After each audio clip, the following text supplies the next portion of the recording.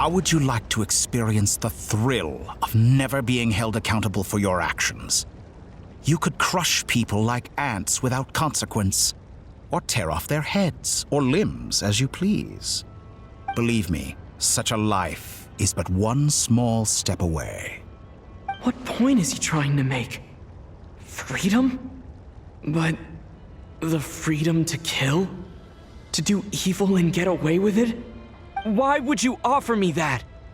The creation of a world is the ultimate scientific experiment. I have taken my research to the highest level, where I shall be not just a god, but also a servant to many sacred spirits. I shall heed the truth and perform holy deeds. A god's laboratory is the perfect playground, but it needs the right occupant to explore its full potential. Mortals are found everywhere one looks. Not so with Descenders. I'd prefer my first guest to be a distinguished individual such as yourself. And I know you could make the most of the opportunities it offers. So the condition for entering the new world is to take innocent lives. The same dilemma that Rerir once faced. Could I really bring myself to kill others for my own benefit? Rerir did. And look where it got him. Have you made up your mind? I can't do it. Your playground is no place for me. You're putting your hopes in the wrong person. But we both know I'm not quite the hero you say I am either. I have my own reasons for the journey I'm on.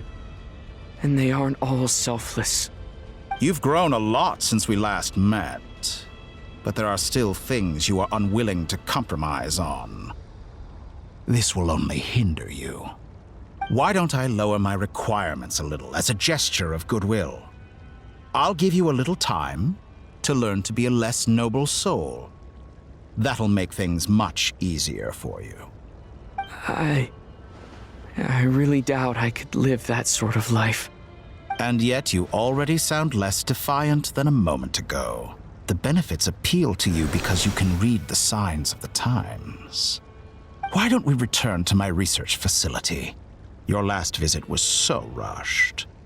There is much that I have yet to show you.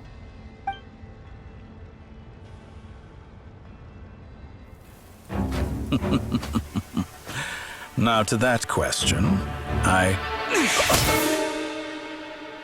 Heroes don't attack from behind. Guess I'm no hero. This is most disappointing.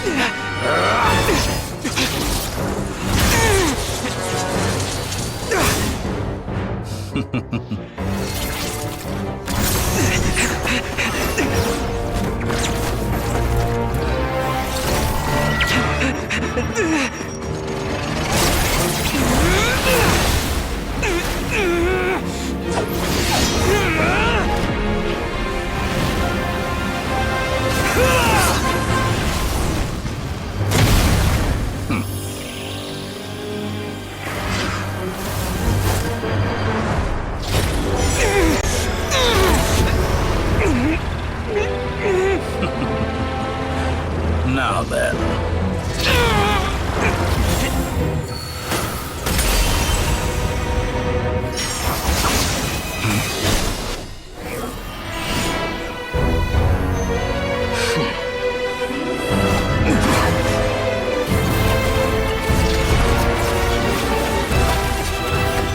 A new face. Interesting.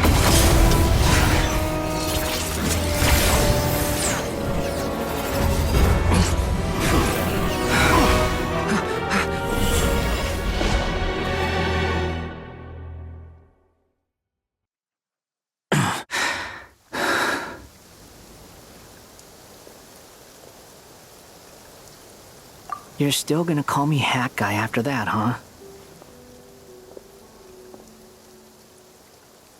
I didn't see anyone else in there who needed saving.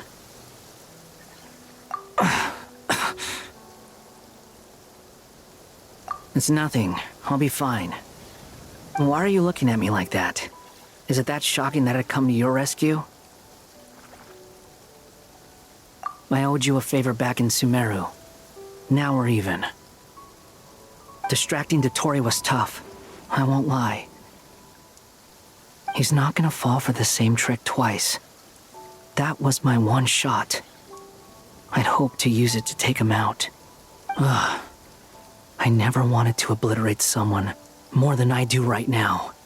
Dotori doesn't recognize me, but his segments were originally made based on an analysis of my operational principles.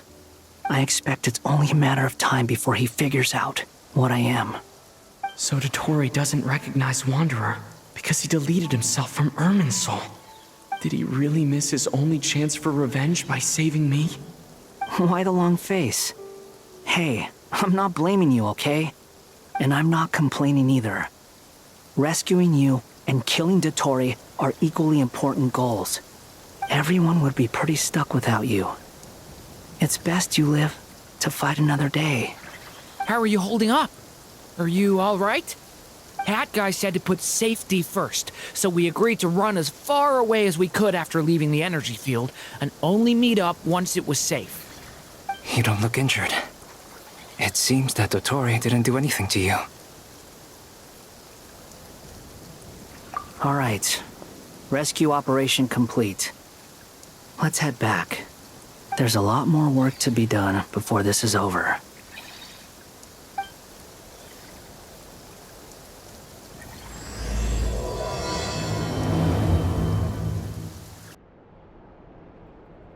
Understood. I will bear the Tsaritsa's decree in mind. I don't see what's so awesome about it, though. Does he really think everyone else is as immature as him? I'm not stooping to Tartaglia's level. I thought you might say that. How's your progress? Quite promising, actually. That alchemist Albedo gave me a few ideas. Remember how I asked you to look up some files for me? That stuff on the Nazi-Kreuz Institute. René de Petrichor and Jakob Ingold. Alain Guillotin despised René's theories and methods, but he never managed to come up with better alternatives either. So I adopted some of René's ideas. I thought Alain was like a father to you. He and René were mortal enemies, were they not? And what would you say if Lenny and his friends one day learned something useful from someone you utterly detested? I would applaud them for it. That would mean that they have surpassed me. For all we know, Alain Guillotin might have thought the same thing. Not that it matters, though. He's dead, and I'm alive. So it's my call to make. Once you die, it doesn't matter how great you were in life. Only the living get to decide what happens next. Hey, come on out. They're back. Huh?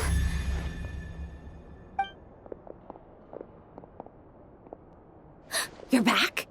And your head's still screwed on? And you still have all your limbs? What does it look like? Way to keep your composure, madam. Excuse you. I am perfectly composed. Glad you're okay. Yes, it's a huge relief. Worry? Oh, yeah, right. You think we, the Fatui, were worried about you? We were worried sick. Hey! The Traveler and I were already friends. You are free to join this mission in whatever capacity you please. Much like your tea parties. It's a laugh a minute with you guys. I must say, I was quite surprised when Mr. Albedo told me he would need no additional aid. We discussed this on our way back as well. I am rarely so unequivocal, but in this case, we had full confidence in Hat Guy. He said he knew what he was doing. Albedo and I pretty much had to just wait outside on standby. Meanwhile, Hat Guy broke into the energy field and rescued the Traveler solo. You didn't have to mention that. Well, I'm thoroughly impressed. You are a force to be reckoned with, Hat Guy. Is he back? Is he really back?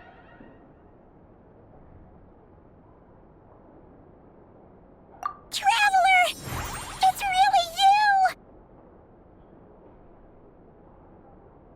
Oh, thank goodness! Paimon missed you so much! You can finally breathe easy, Paimon. It's great to have you back in one piece! Oh, Paimon's been having nightmares the whole time you were gone! Look at them. You know, once you reach my age, there's nothing better than watching a misty-eyed reunion between friends. It's nothing. Same goes when you get to my age, too. I bet Ino and Anefa would be tearing up as well if they were here.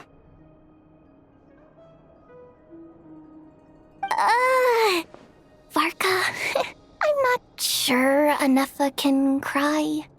Oh, yeah, good point. Hey, your eyes are looking a little red and puffy. Come here, let's hug it out. What? Ew, no! No, thank you. You're not my dad, okay? Knock it off! Everyone, I'm sorry for all the trouble I caused you. But the silver lining is, I didn't come away from this ordeal empty-handed. While I was being held captive, I learned a lot about Dottoro's current capabilities, and what he plans to do with them. Allow me to explain.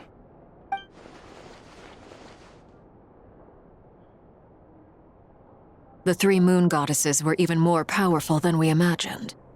No wonder Dottore believes himself to be equal to the gods, maybe even superior. Utter blasphemy.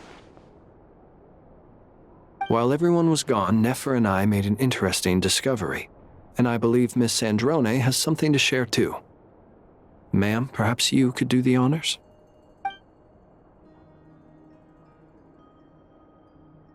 Called it. Getting rid of a pesky troublemaker like her is like trying to clean up after a crumbly cake. It always comes back to haunt you. Our next step is to find a way to bring her back. A place where time flows backwards, with no destination in sight. Surely it must have been created for a specific purpose. But I fear the answers are buried deep in Tevat's history, held by great powers beyond our reach. It sounds like she's on a specific path through time, just traveling in the opposite direction to us. The question is, where does that path lead? Or will it keep going to infinity? We considered that question as well. Strictly speaking, time is not infinite. Indeed not. Every road has an end. Nicole! You sure loved quietly sneaking in mid-conversation. I do, in fact. It's something I've always done at our mages' tea parties. Quiet, mysterious, and persuasive. You wonder what lies at the end of her road. Well, just as the world has a beginning and an end, so too does time. And so, the end of the road is the moment that Tevat was born. But where Miss Columbina will end up along this road, that depends on where this particular river of reverse time began. What about the original moons and the moon goddesses? Do they have a beginning too? All things do. In the beginning, no moons adorned the sky. It was the Dragon King Nibelung who raised the three moons into the heavens, and thus were the moon goddesses born. They were shadows of the planet, born to wield Nibelung's authority and oversee the world on his behalf. They were extensions of his will, manifestations of his majesty. But then one day, they disappeared just as suddenly as they had once been brought into being. Nobody knew where they had gone. Like I thought, no more paths back to reality have emerged since. But how can I be sure that I'm going the right way without scenes from reality to keep me on track? I can't even be sure of how long I've been walking for. The further I travel, the less stable this space becomes. There are even moments where I can sense something that feels like abyssal energy. They can just materialize out of thin air. I have to keep my wits about me.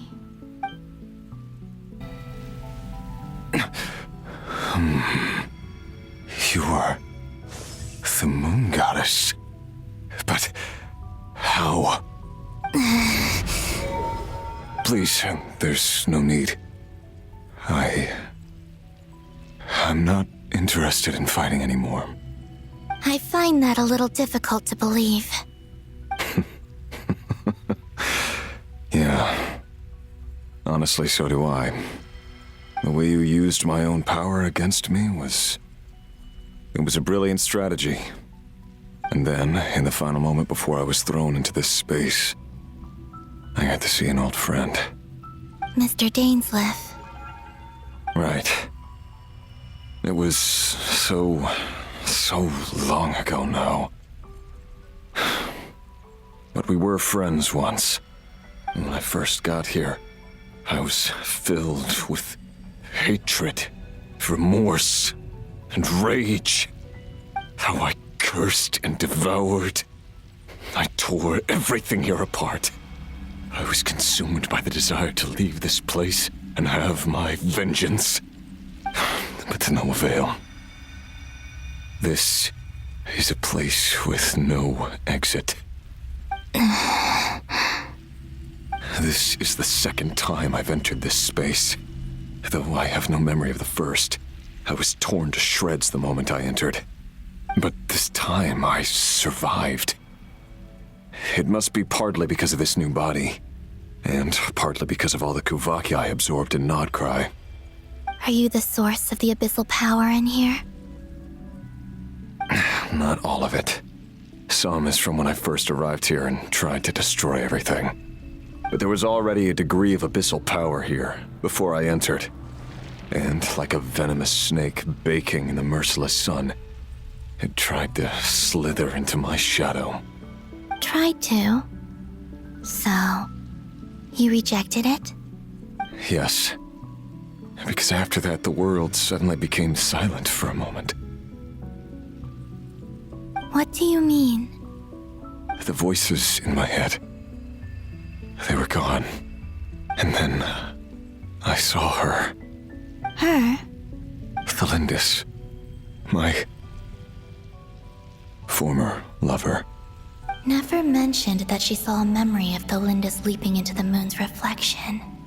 More precisely, I saw her afterimage. I'm sure the real her is long gone. She was just an ordinary Conrian. She couldn't have survived here for very long. Anyway, why have you come here? Didn't you know it was a dead end? If I hadn't escaped through the moon gate, my friends would have been in far greater danger. Oh, I see. Because of your power. The power of a moon goddess. What? You'd like to know how I know, wouldn't you? The one who resurrected me said so. I could hear a deep lust for power in his voice. Do you mean... Dottore? Dottore. So that's what he's called. He'd been collecting fragments of my body for a long time. All so that he could resurrect me at the moment of his choosing. I had no interest in his research. But being as corroded by the abyss as I was, we were aligned as far as hunting the moons and recovering my strength were concerned. So that's why the Wild Hunt suddenly became so active in Nodcry. When I left the Fatui in my weakened state, Dottore must have felt that his time had come. Moon Goddess, could I ask a favor of you? What? I know this is a lot to ask, especially from someone who tried to kill you. If you refuse, I won't fight it. But this is the only thing I desire now. Nothing else matters. What do you want? I'd like you to take a message to Thelindis for me. Thelindis? But Yes, she's dead. But like I said, I saw her after image. I can sense that some part of her soul remains here. Far, far ahead. Why don't you go and speak to her yourself? I can't. I don't know why, but I can't move freely in this space as you can. All I can see is a glimpse of her walking away. Just like the moment when I last saw her in life. In return, I will clear these abyssal obstacles for you. No, not in return. I'll clear them for you. Whether you want to help me or not. It feels like something I ought to do. Why? Yeah. Why, indeed. I've been asking myself that question a lot recently. Why did I do the things I did? I'm tired of it all. Tired of the person I became. People used me. And then I turned around and started using others. I hurt a lot of people. I think I grew tired of it long ago. But I wouldn't admit it to myself. And ultimately, that's how I ended up here. What do you wish to tell her? All of it. My past. My mistakes. Everything that happened after we were separated. Is it okay if I give her the abridged version? Yeah, I'm sure there's plenty you can skip over. Just tell her the important parts. Whatever you think that means. Like the part where you relentlessly tried to kill us? It's up to you. Love demands honesty. But my relationship with Thelindis was built on lies. We hid too much from each other. But after living my whole life in the shadows, I don't want to hide anything anymore. I will do my best.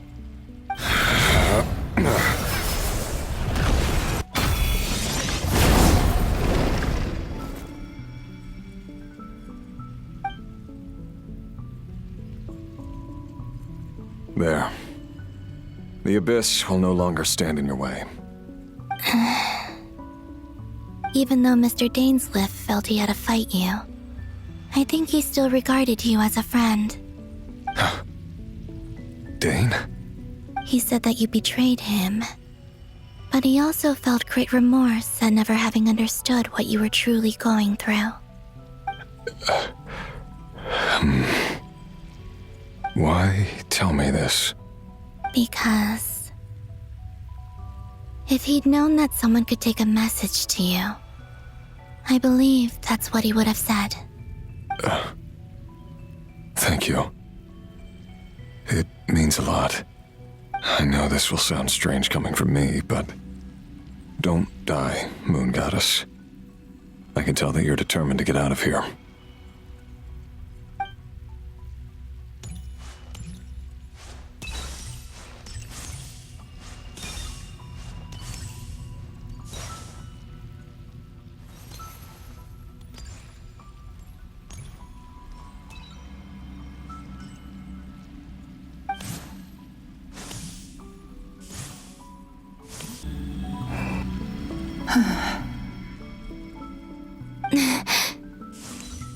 Is that the Lindis? She wasn't far off at all.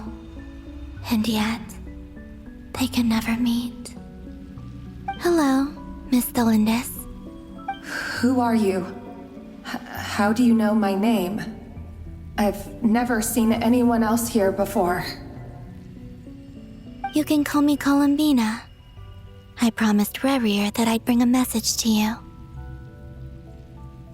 Rerir? My Rerir? Is he well? He's doing better than he was. Better than he was, huh? Sounds like he's had a pretty rough time. Others have had a rough time on his account too. In many cases, their time ran out because of him. And I'm not just talking about the children of the Crimson Moon. So, things got worse before they got better. Could you tell me what happened, Miss Columbina? Are you sure you wish to know? Yes. This is my opportunity to learn the truth. No matter how hard it is to hear, I have to know. I admire your courage. However, time is short. I cannot stay here for long.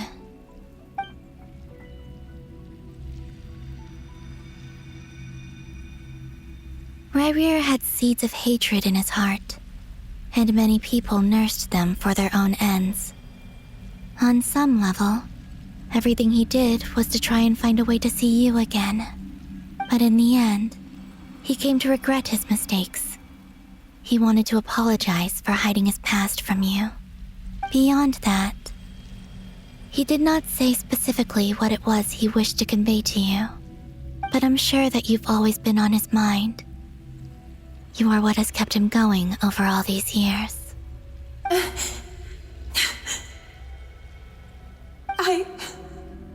I'm sorry, Miss Columbina. This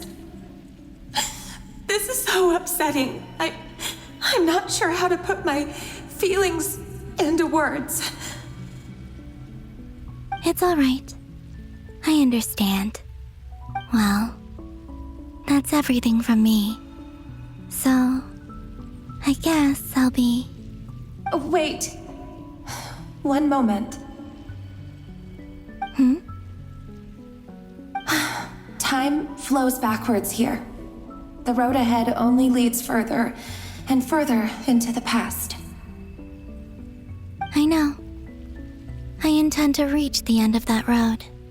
Without a moon marrow, without the 3 moons' power, you won't make it far. Wait, unless... Are you one of the moon goddesses? You could say that. I see. I often think to myself, if life is like a train ride, why haven't I reached the terminus? Where am I even going? And it's not just me, it's this whole place. Wherever it is, it seems like it's existed forever. It's such a mystery. Where is it going? I must seem so ridiculous. I can't answer these basic questions, and yet I jumped right in here without hesitating, only to be torn apart the moment I entered by powerful energy currents. Only my soul remains now. Thinking back, I was suddenly overcome with fear and terror in that moment. Perhaps I too became bewitched by the abyss. I may have been the leverage it needed to control Ryrir. I used to be a researcher at the Universitas Magistrorum in Conria, researching the iridescent moon's marrow. Eventually, I came to the conclusion that time in here flows in reverse. Ryrir was one of the Venster King's retainers. With me, he was in an impossible position. It plagued him constantly. I wanted to help him escape his lot in life. I wanted him to be happy, so I thought I'd use this place to return to the past. At the time, I thought I could just go back to the day that the Venster King first found the princess. It was only after meeting the princess that the Venster King started going too far with his research into the abyss. That was the day all of our woes began. I thought I could stop the king from ever meeting her and solve everything. I couldn't kill the Venster King himself, so I had to find another way to save Ryrir. That's why I wanted to go back, to kill the person who had brought new possibilities to our realm. I'm sure it was a futile endeavor, but the abyss probably enhances the basest human desires. So I naively hoped I could change everything. But I was simply too weak. Like a speck of dust against the whole universe. Look at me. I didn't even survive the journey here. Not physically, at least. I know I'm never getting out of here. But you're different. You can make it, and I want to help you. I owe you that much. How do you plan to help me? Have you noticed the golden energy that exists here? Based on my past research and my observations since coming here, I believe they carry you forward faster. I can share what I've learned and help you understand the pattern in which this energy appears.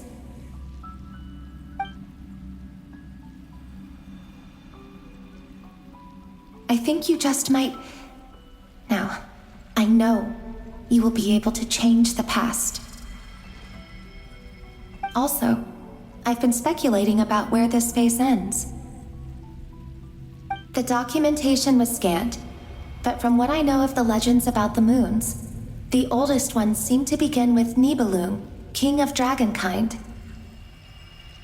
I have no way of verifying any of it by this point, but if it's true, you might be able to reach that era if you keep walking. Understood. Thank you, Miss Thelindis. I'm the one who should be thanking you.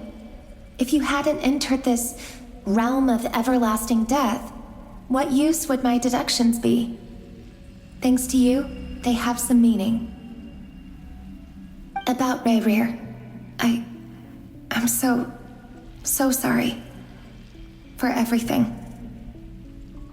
It wasn't your fault. That's not true. Because we both feared bringing trouble upon each other, neither of us ever told the truth. And that dishonesty sealed our fates. But enough about that.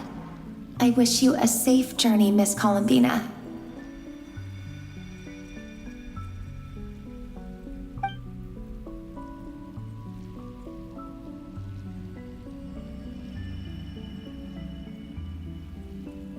And may the outside world never have to experience pain like this again. Rayrir, you're there, aren't you? I cannot see you, because you exist in the future. I expect we'll be trapped in this prison of space-time for all eternity. But please, gaze upon the past, and then sit for a while. Let's find a place to sit down together, just like we did when we first met.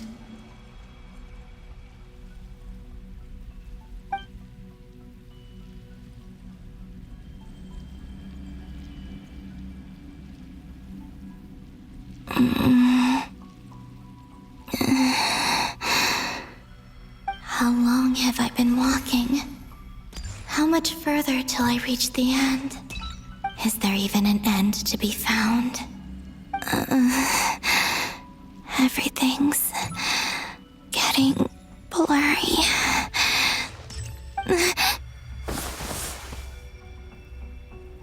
Huh? Are you all right, little sister? Have you come from the distant future?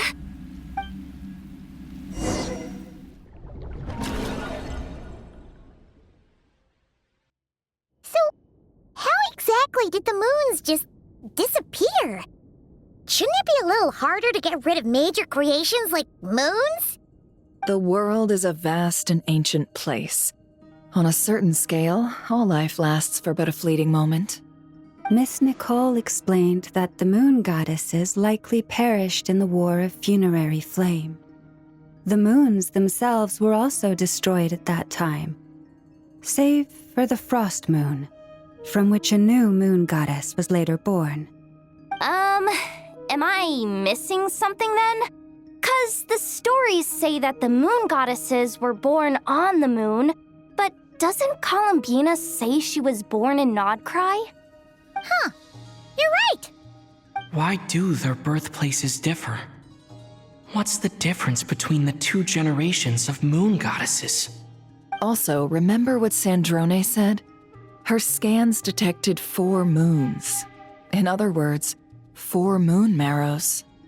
Technically, the result of the scan means that 4 moon marrows were detected and positively identified as moons in that moment. In other words, this piece of information alone isn't enough for us to know how Miss Columbina is doing right now. Yep, we have no way of staying up to date on whether she's dead or alive. She's on her own for now. But at least she's trying her best to get back to us. Yeah. She's a tough cookie. And a sore loser, too. We have to trust that she'll find a way. Because we really need her power. As much as it pains me to say it, we've got no chance of beating Dottore in a straight-up fight. He's much too powerful. It wouldn't even be close. That maniac is going to devour everything in his path until he reaches us.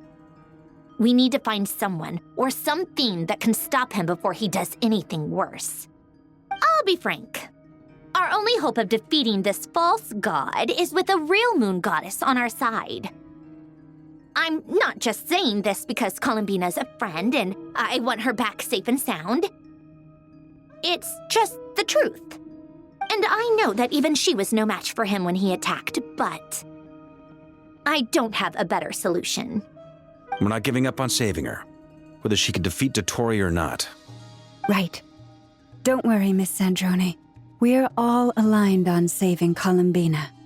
No one's trying to argue that we can only justify saving our friend because it will help save the world. This is about multitasking. We want to save both. So, she's more than just a moon goddess to you guys? Absolutely. Duh! She's part of the gang! And you are too, you know. Yes, I know. You don't need to labor the point. I knew that the moment I came running over with my documents that I was part of the in-group. I mean, if Arlecchino can fit in, I certainly can. Anyway, as for how we get Columbina back, I've been working on it constantly. But I think I'm still lacking certain information about the moon.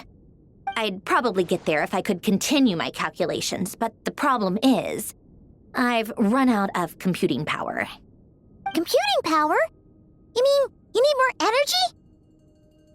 No, the issue isn't energy, it's processing power. There's so much data to get through that the whole process has just ground to a halt. That's a tricky problem. René de Petrichor of the Nazissenkreuz Ordo once foretold the fate of the world. But I don't know how he did it. My guess is that he used the primordial sea's power. However, that won't work for me. His methodology was vastly different from my own. What's worse, they're incompatible. And to top it all off, we can't even leave Nodcry. Ugh, this is so annoying. If I'd known we'd run into a bottleneck like this. Well, no, the design bureau's a bust as well. Curse that Dottore! Couldn't have made this harder for me if he tried. Oh, what do we do then? How about we grab a bite to eat and take a break? Maybe something will come to mind after you've cleared your head. You don't get it, do you? I'm trying to calculate the fate of an entire world here. And I need accurate results, not vague prophecies. Where the heck am I gonna find the computing power for that? Ahem. Anyway, time to shelve the discussion on technical difficulties. Being a killjoy isn't very ladylike, after all. Either way, we've done what we can. Rest well, everyone. Remember to let us know if anything new comes up. Hat guy? Is he hinting that we should talk outside? Let's go somewhere a little more private. You know that Dory went back to Sumeru, right?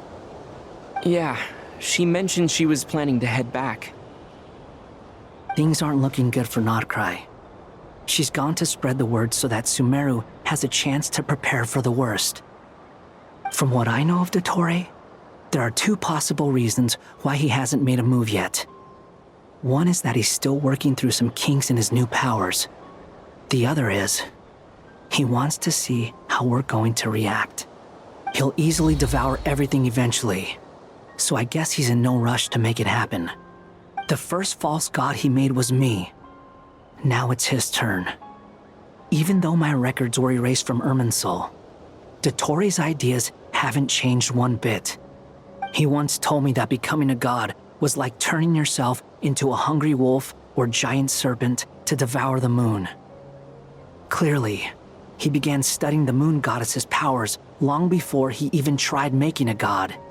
He's always wanted to get his greedy hands on divine authority one way or another.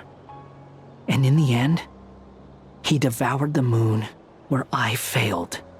In the desert of Sumeru, there is a chessboard built by King Deshret, also known as Al-Ahmar. I don't know if it was a real game, or if he was just trying to challenge his servants and citizens in some way. But creating games and setting rules, gods do that as a matter of course. That's the kind of power Dottore craves. Now he has the Trilunar Authority. His power is leagues beyond the common people. I don't think there's any point in other nations rushing to the front line.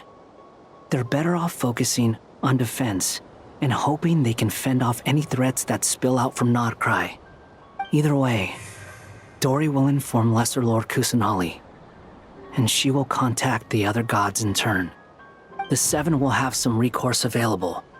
If nothing else, their protection should keep the rest of the world from descending into chaos as quickly as Nodcry has. So on the bright side, even if Nodcry is doomed, your friends in other nations won't be in any immediate peril. That's good to know.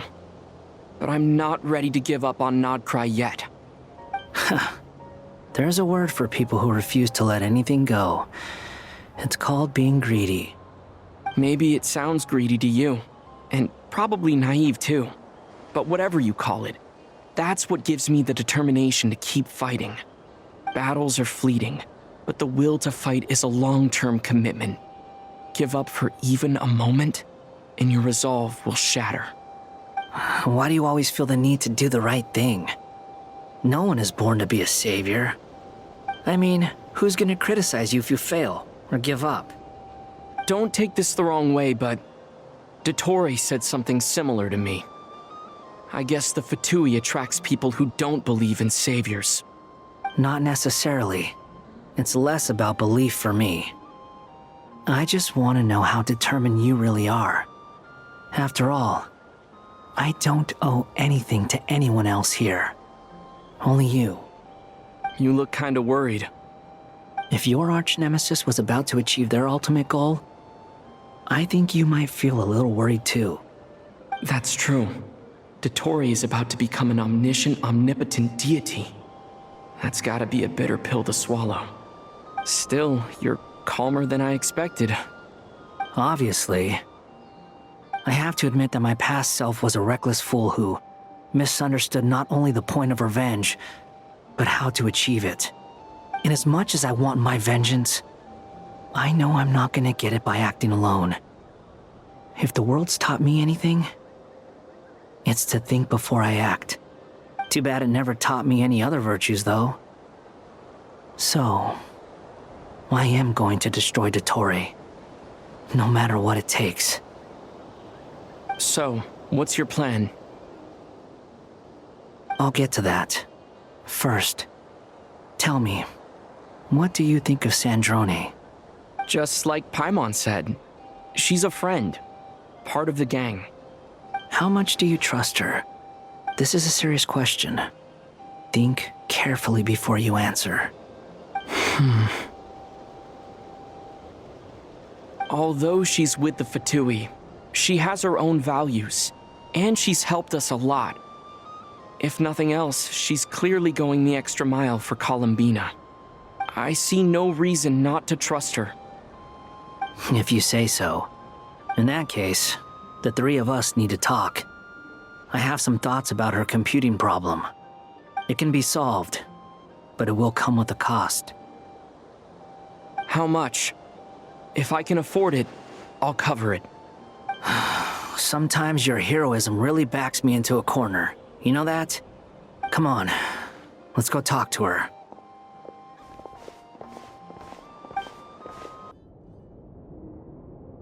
Miss Androne, Traveler. Hey there. Paimon's here too! She was just helping them sort through their things. How did your chat go? That was fast. The call only just ended. Well, you said it was urgent, so we got here as quickly as we could. Albedo, I have some alchemy questions for you. I see. Looks like my knowledge proved useful after all.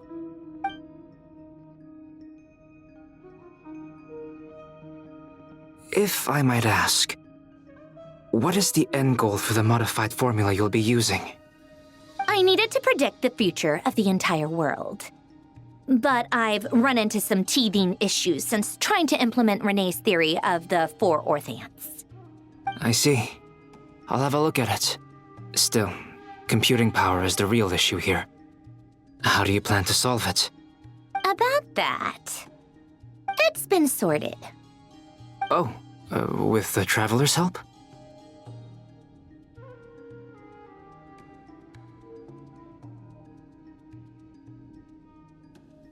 Actually, you're not wrong. He found the person with the solution. Was it Hat Guy? Yeah, it was him. Wow! Go Hat Guy! Seems like all that time studying at the academia is paying off big time. But where is he? Wasn't he the one who asked Albedo and I to come here? Come with me.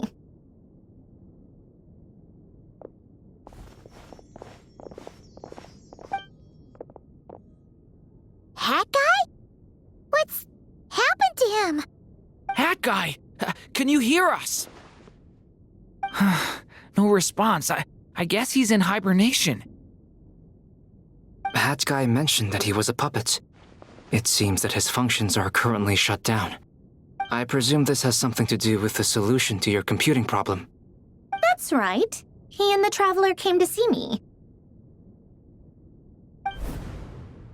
Wait, what? You have a solution? Would you calm down? Why do you always react so hysterically to everything? Excuse me? How would you know? You shouldn't be so quick to judge complete strangers. It's very bad manners. Oh, please. It doesn't take that long to figure out that you have a temper. Where does a mere student get that kind of confidence? I've actually published more papers than you. Not that status counts for much. Even Paimon's applied for academia admission. Huh? Are you serious? See? This is why I can't be bothered to explain myself. She recognizes no one's skills but her own. Okay, fine. I'll hear you out. So, tell me, how do you propose to solve my computing power problem? This world itself is constantly processing all kinds of information. If it's the world's future you're trying to calculate, you need a processing device that's designed to cope with that volume. Easier said than done. Only Irminsul can handle that kind of... Wait, is that what you're suggesting? But surely we can't just plug my formula directly into the ley lines. You should be able to tell that I'm not human, right? Yeah, I noticed. The technology, though, seems pretty ancient. Very different from Fontaine's. It's a completely different system. Conrian, to be precise. I'm what they would have called a puppet. Puppets need an energy source and processing power. The artisans who built them sought out the materials most suited for that purpose. You. Do you mean... The Traveler and I have talked it over. He's willing to vouch for you. So, I'll allow you to borrow my core for your calculations. It was built using wood from a silver white tree, which makes it a small part of Irminsul. Conrian technology and Irminsul wood. Who in the world could have built you? Are you sure about this? A puppet without its core will cease functioning completely. And if it's left in that state for too long, it might not recover. You could die if you do this. You do realize that, don't you? I can put 2 and 2 together, yes. No need to rub it in. I won't lie to you. This has never been done before. I cannot guarantee your safety. Doesn't matter. I'm prepared for the worst. Did you two actually talk this through? Is he... Are we really considering this? Yes, we discussed it. The bottom line is, he trusts me, and I trust you. Let's give it a shot, shall we? Honestly, I have no clue where this kid even came from. But for whatever reason, he lent me his core to use in my formula. I'm very close to finishing my calculations now, and the core is currently in use. So I'm sorry, but I can only show you a sketch right now. This is what the core looks like. A silver white branch. It certainly matches the legends told about Irminsul. Is Hat Guy gonna be okay? He's not gonna die, right? Right? In theory, he should be fine. As long as we put his core back in time. Beyond that, all I can say is that I'll try my best to avoid risk and make sure the core doesn't sustain any damage. I think I know why you called us here now. Someone needs to watch over his body and make sure it's protected until the process completes. Correct. He said that the only ones he trusts here are you two, and the Traveler. And the Traveler will have other work to do. He will have our undivided attention. Aww, Hat Guy. On a more positive note, things are progressing steadily on my end. I'll call everyone in for a meeting once the results are out.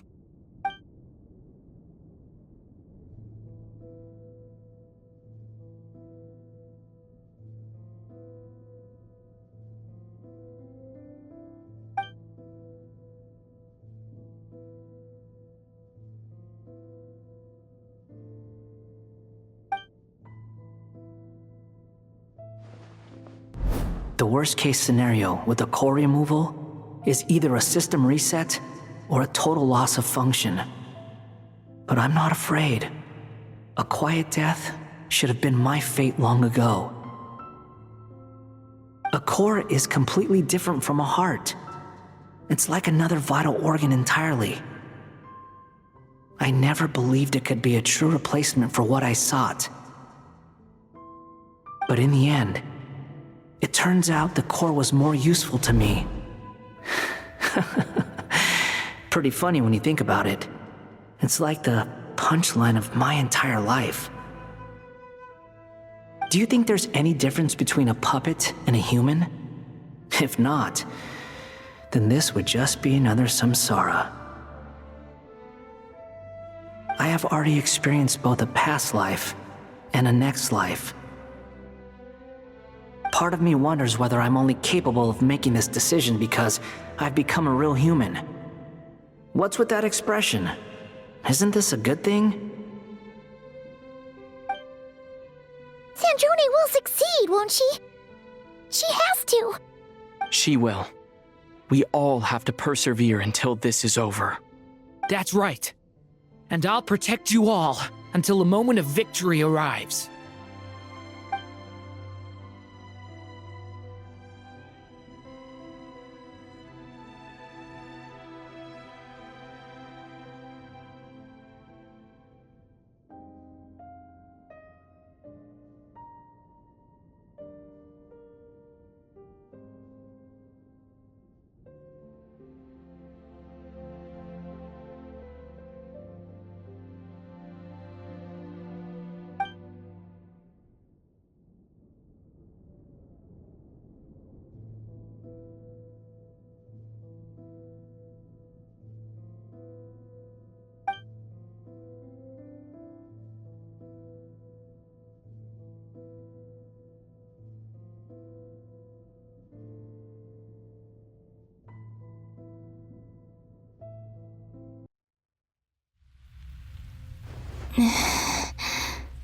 Who are you? Call me Sonnet. You have the same power as Canon. Sonnet. So, you're the goddess of the iridescent moon? Oh, goodness. You recognize me? Well then, what's your name? Columbina. Columbina Hyposelenia. Hyposelenia. What a lovely name. Did you choose it yourself? It was a joint effort between me and my friends. Friends? You mean your friends in the heavens? Huh? Oh, sorry. You must be exhausted. I apologize. Hang in there. Let me introduce you to my older sisters. Do you mean the other two moon goddesses? Arya and Canon? Wow, you sure know a lot. Hey, does that mean that our story goes on into the future? Oh, I guess that wasn't the best question to ask. It's all right. We were prepared for that possibility. You could say we were too prepared. I can't even remember how long my sisters and I have been here by this point.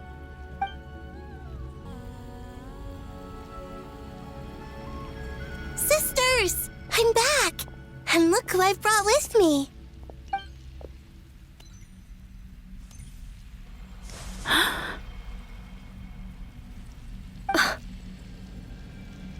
It's our lovely little sister, born in the far future. The pleasure is all mine.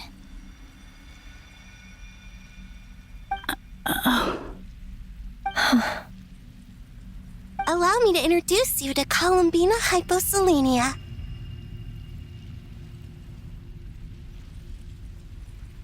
This is Arya, the goddess of the eternal moon. And this is Canon, goddess of the frost moon. Canon, don't you think Hyposelenia's power is similar to yours? Hello, Columbina. I apologize for our startled reaction just now. And please, forgive our little sister if she's been annoying you. She tends to talk a lot. It's fine. You seem shy. Don't worry, Columbina Hyposelenia. No one can hurt you here. Could you tell me where here is? Please. I must know.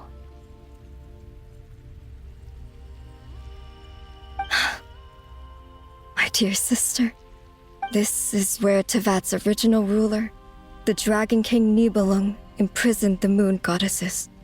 What? You're scaring her, Canon. No, I'm fine. Please, continue. Nibelung, our original master, created us in the distant past to maintain Tevat. But he left this world and traveled into the dark universe beyond, to explore worlds vaster still.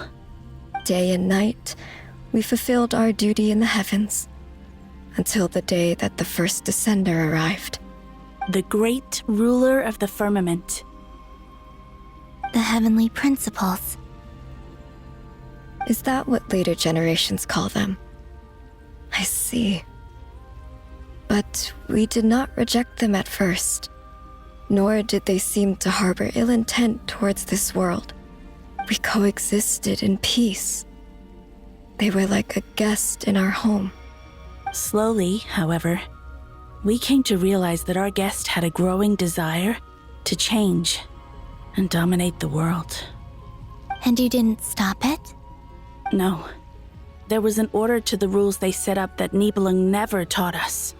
We wanted to know if this order would bode good or ill for Tevat.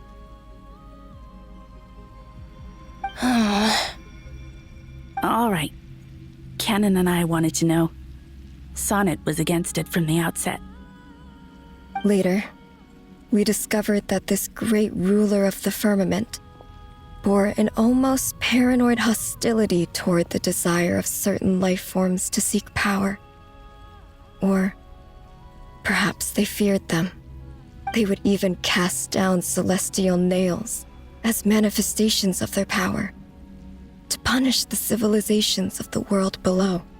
Only this was far beyond mere punishment.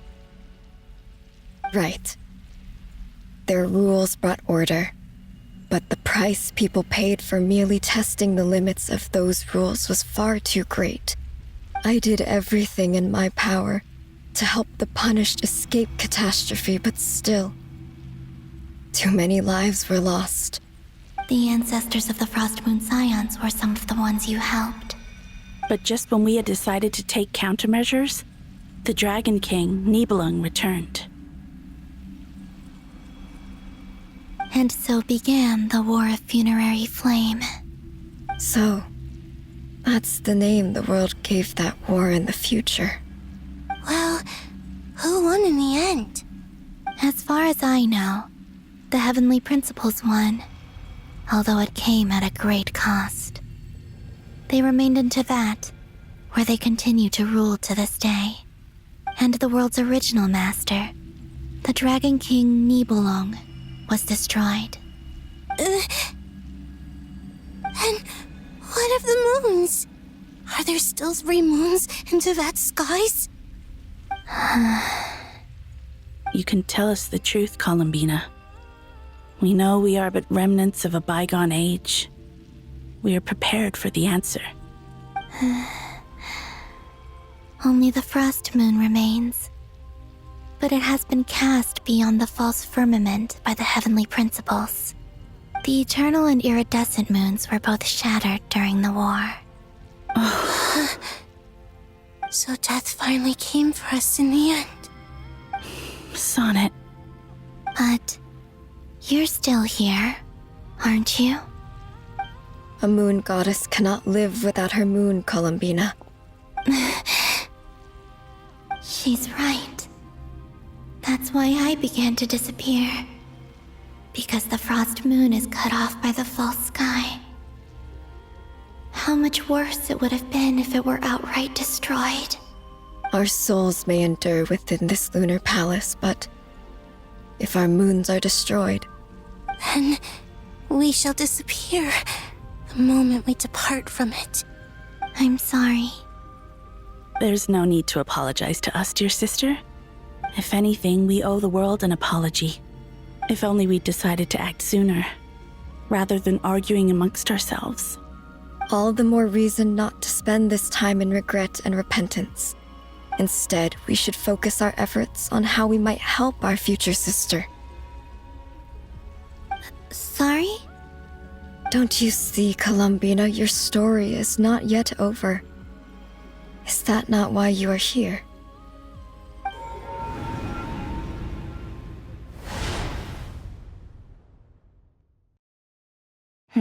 It's done.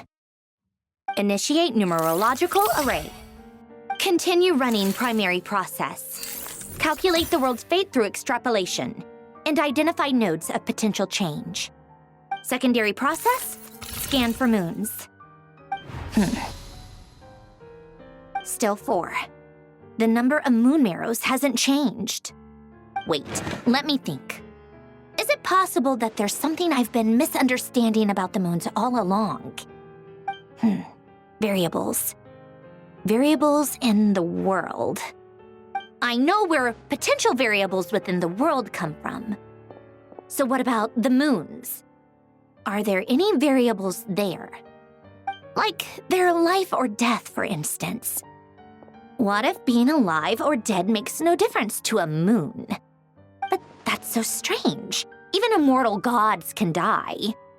Why would the moons alone be? Wait! I've got it! If alive or dead is considered a variable, we might have had this wrong the whole time. No one ever said that a moon marrow equals a living moon. We just made that assumption ourselves. Initiate secondary process. Scan again, this time filtering out interfering perimeter, moon marrow. I don't care if they're natural or artificial. Get them out of my search results! Why? It says 3 moons still exist in Teyvat, even after excluding the moon marrows. But we know for a fact that 2 of them are dead. Redo the scan. Narrow the results to living moons and real moons. No, scrap that. Narrow it down to moons that have lunar authority and remain alive. Why? Why is it still 3? What is this, Columbina? Has the world lied to us? Or are you the one pulling the wool over our eyes?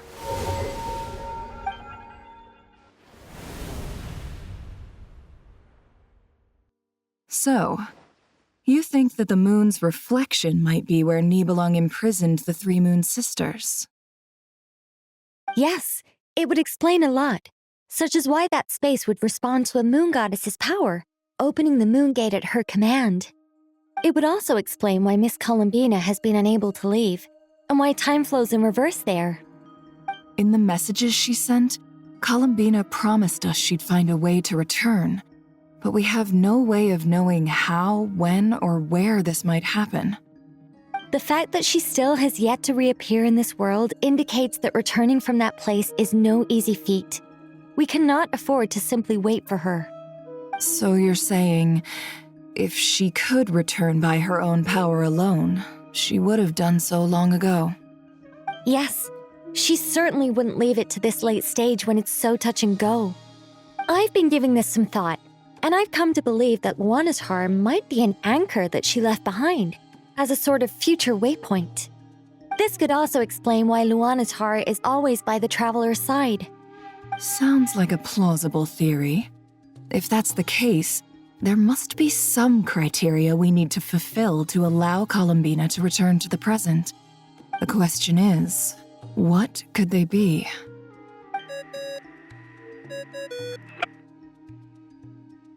Hello? Listen up! This is extremely important!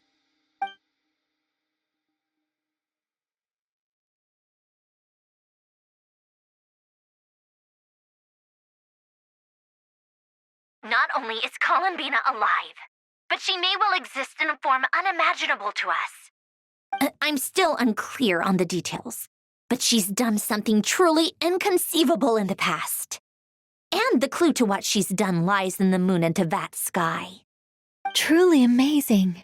Oh, I'm so delighted for her. I'm sure we all feel the same. And I'm sure Columbina is ready to get back here and fight by our side. I'll keep my calculations going and try to find some way of coordinating with her. But that's not an excuse for everyone else to slack off, okay? All of you had better keep trying to think of solutions. How can the dead moon still live? And Luanatar...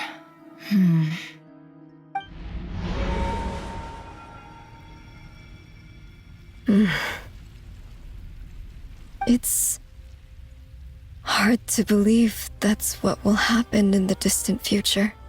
Our authority is linked to the most fundamental rules of Teyvat. I suppose it's no wonder that many would covet that power. I didn't realize that when you said friends, you meant people who live down in Teyvat. That's so lovely. I always wanted to go down there and have some fun. Have you ever tried leaving this prison? Of course. Between us, we've tried everything. But no matter where we go, this space will eventually bring us back here. It's like the center of a whirlpool. Everything ultimately converges here, at the moment when Nibelung imprisoned us. In that case, have you tried using any of those pathways that connect this space to the real world? Sorry? What are those? They're passages through which you can make small-scale changes to reality by using Kuvaki. Or am I the only one who can use those passages? Because part of my soul remains in reality. Kuvaki. What is that? You don't know? It's A unique kind of elemental energy found only in Nodcry, the land from which the moons arose. Oh. Well, it's true that the moons first rose up from the part of Tvet you say is called Nodcry. But there is no difference in the elemental energy between there and anywhere else. What? Could you show us some of this Kuvaki hyposelenia? Maybe if we see it, it'll make more sense. Okay.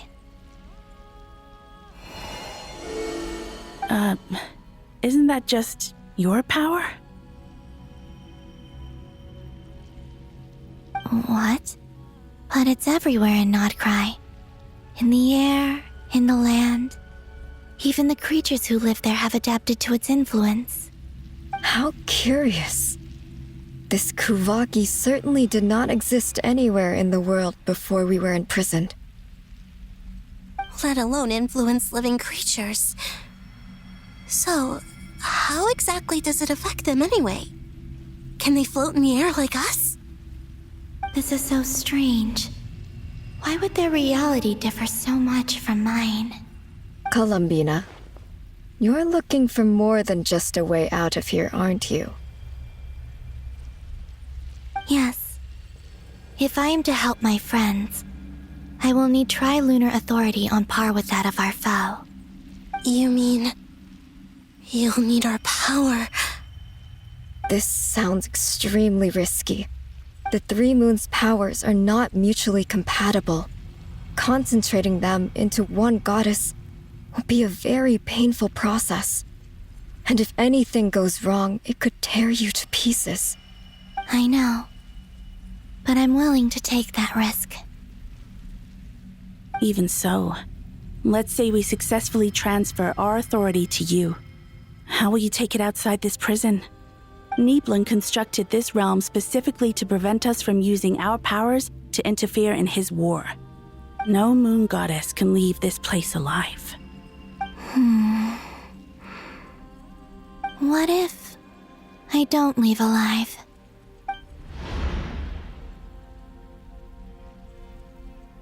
Where do we even start?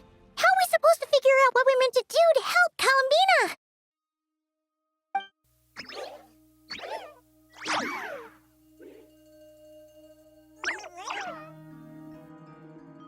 Columbina? What do you need from us? If she really got to the beginning of time in there, how do you think she'd leave us a message?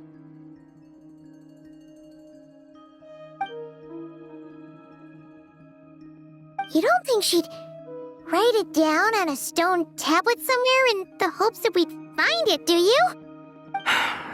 Seems unlikely.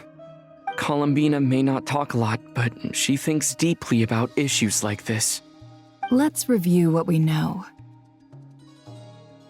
This is the Columbina who fought alongside us against the Reykir of Solnari, and with whom we celebrated Moon Prayer Night. She knows our personalities, our ways of doing things, even our unique strengths and abilities.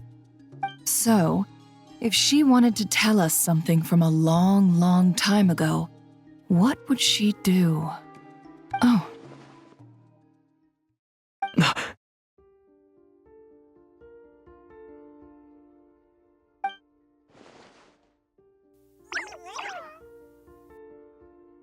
Traveler, you once said that those golden ripples also appeared when Luanatar was born.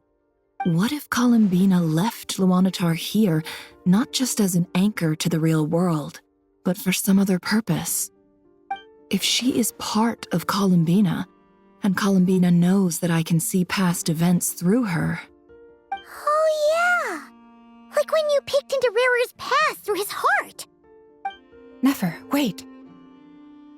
If you're right about this, and you can really see past events through Luanatar, your eyes, they'll... Oh, I know. Looking at Rerir's past in Conria was already enough of a strain on my eyes. Looking this far back into the past, it'll surely blind me. But it's our only chance. This is the only way. Boss. We spoke about this once, a long time ago. Do you remember what I said, Yehoda? The day I lose my sight, the Curatorium of Secrets will be yours to run. But... What's wrong? I'd be overjoyed if I were you. This day's come a lot earlier than either of us expected. I need to know you'll honor our agreement, Yehoda. Promise me. Yes, Boss Neff. I promise. Are you sure you don't want some time to think this through? What is there to think through? I should have gone blind after our battle with Rerir. Frankly, it's almost criminal that I got away with it for this long. Then at least let me take some precautions on your behalf. And if you really do lose your sight, I'll visit your office every day and make sure you're well looked after. Oh, please, anything but that. I was actually ready to go through with this. Are you trying to scare me into backing out? As if I could ever scare you. I'll assume you're just joking to calm your nerves. All right, enough chit-chat. Let's do this.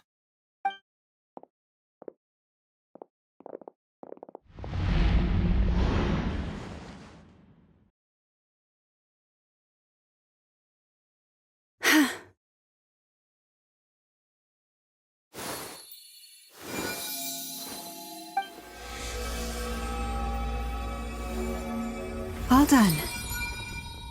Good. Now give me some space.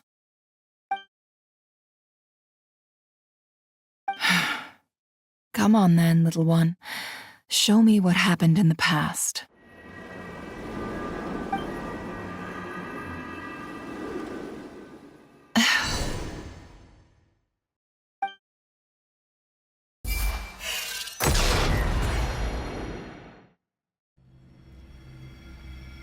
Between the Trilunar Authority, Kuvaki, and the soul-surviving moon, the Frost Moon, I think I might know how to get back.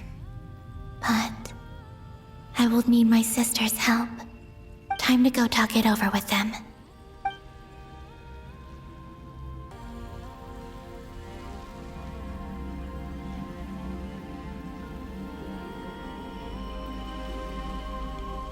Have you figured it out, Columbina?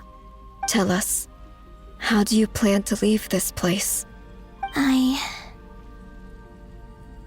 intend to die here, in this moment, and then be reborn in the future with the help of my friends. What? What are you saying? How can the dead be reborn? And how will you inform these future friends of your plans?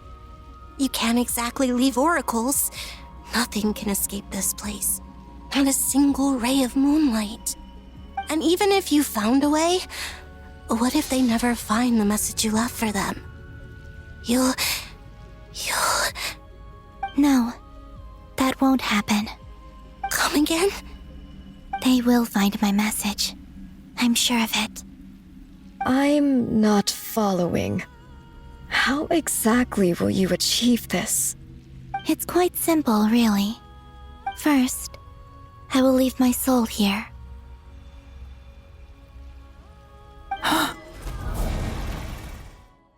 I see it. Your soul? You mean your divinity? Yes. I once left a portion of my soul in the future. One so small that this prison barely noticed anything. In this very moment, she can resonate with my soul across time. When the time comes, I believe that she can serve as an anchor to pull my soul from here back to the future reality. Just as gravity connects the world to the moon. Exactly.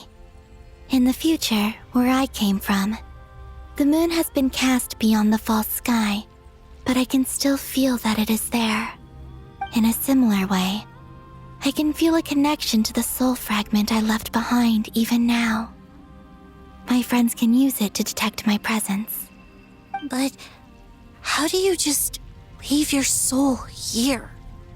Is that even possible?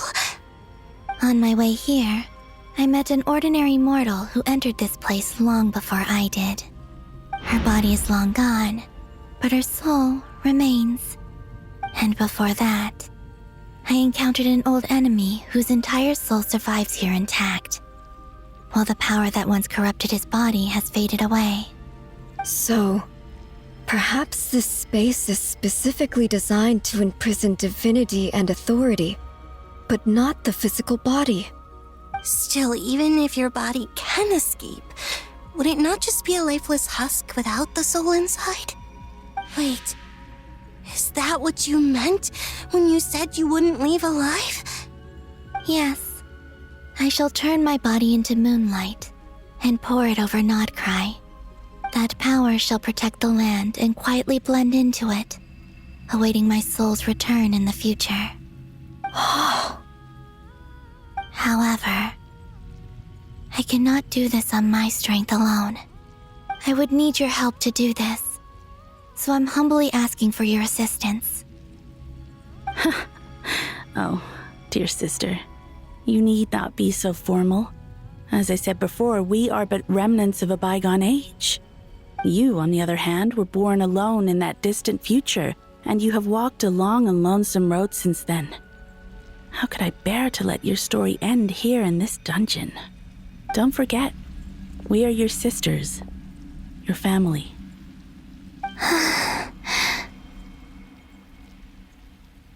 Arya's right. Actually, I've always wanted a little sister. Can you imagine how it's been for me?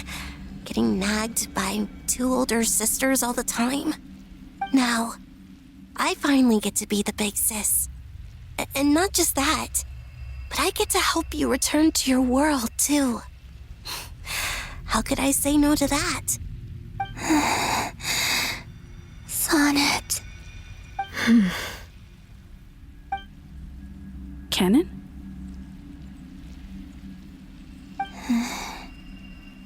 I'm sorry. I know this is a bold request. The Frost Moon is rightfully yours, and it remains intact. Oh, no, please, don't misunderstand me, Columbina. I was just thinking back on the years that the three of us once spent together. You cannot imagine how happy I am to hear of the future world you describe. The Frost Moon Scions, your lovely, kindly friends. For the three of us, whose purpose in life was to maintain the peace in Teyvat, it is a great relief to know that the people of this world live in such an abundant future. If your plan can save them and save Nodcry, I will gladly give you all that I can. Besides, the three of us have been together since the day we were born. I could never abandon them to live on alone without them. Canon. Still, I do have one question I would like to ask you before we proceed. Certainly. What is it? Why do you cover your eyes?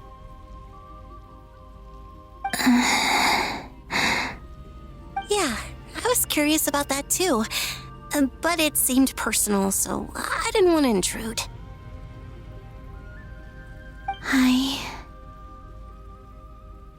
There was a time when I refused to look upon the world. I believed it was full of nothing but lies and falsehoods. I wished to hide my feelings, seal my heart, until I could return to my true home. I see. Perhaps that decision saved you from ever having to see the false sky again. But at the same time, you likely missed out on many true and precious things, like the smiles on your friends' faces. Promise me this, Columbina. When you return to the future, open your eyes, take a look at the world around you, and see your friends. I'm sure that you know this already, given that you long to return, but that is your true home. Give me your hand, Columbina. Arya, Sonnet, you too. Okay. All right.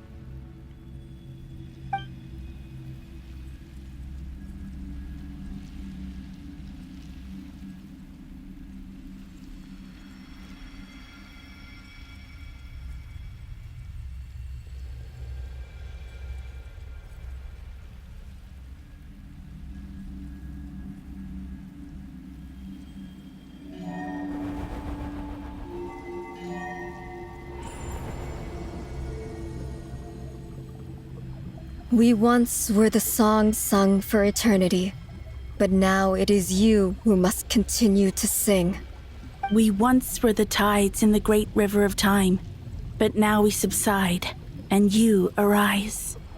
We were the messengers of madness and inspiration. But now, the lies have faded, and your truth must endure. We are souls awaiting the sun.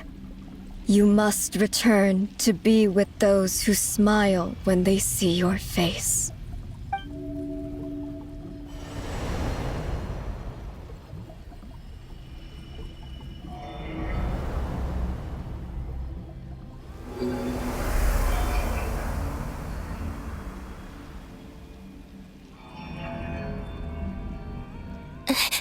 Is it done? Yes. We have transferred the authority over all 3 moons to Columbina Hyposelenia. From this moment on, she is the Tri-Lune Goddess, the one and only moon goddess of this world.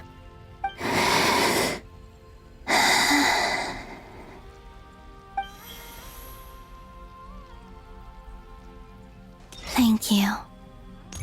Thank you, my sisters. Now go, and do what you believe is right, Columbina Hyposelenia. Be aware that we cannot grant you the power of the 3 moons beyond these prison walls. The conflict that arose over their remains following our disappearance will still take place. I understand. Sisters, oh, my body. It feels... Now that we have given up our power and authority, our bodies are merely mortal shells. This prison is dissolving them as we speak. It's okay, Sonnet. The end must come for every god, just as it does for every human. That's all this is. The final destination of our lives. Canon and I will be by your side the whole way. We have one final request, Columbina. Could you use the 3 moons' power to send us back into the real world? Now that we have lost our powers, I doubt this space will seek to hold us further. It's just... we would like to spend our final moments together in the only place we ever called home. Of course. Gladly.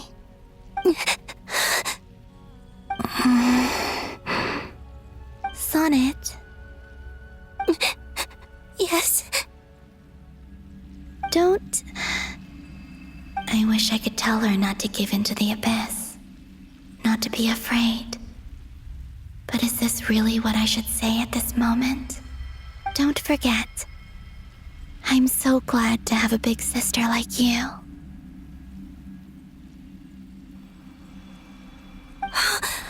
No, Hypo. Thank you. I'm okay. I'm not afraid. As long as my sisters are with me, I won't be afraid.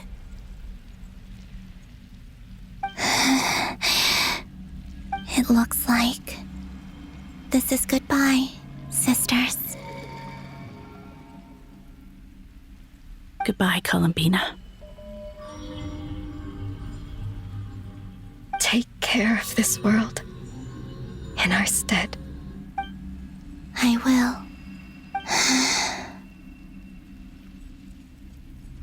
And now, it's time for me to bid farewell to my body, too. May it become the moonlight that keeps Nodcry company through the long years ahead. So this is why Nodcry was not always home to Kuvaki. It only appeared after I poured my body out upon this land, and only this land. Kuvaki responds to me because it is me, my body, answering the call of my soul. And the golden energy I've encountered on my way here was, in fact, that very soul, which I am about to leave here to guide me. O power Trilune, eternal moonlight. I, Columbina Hyposelenia, lay aside my body. Let it be cast into the dark night to illuminate the future. May it be a companion to all who dwell beneath the moon.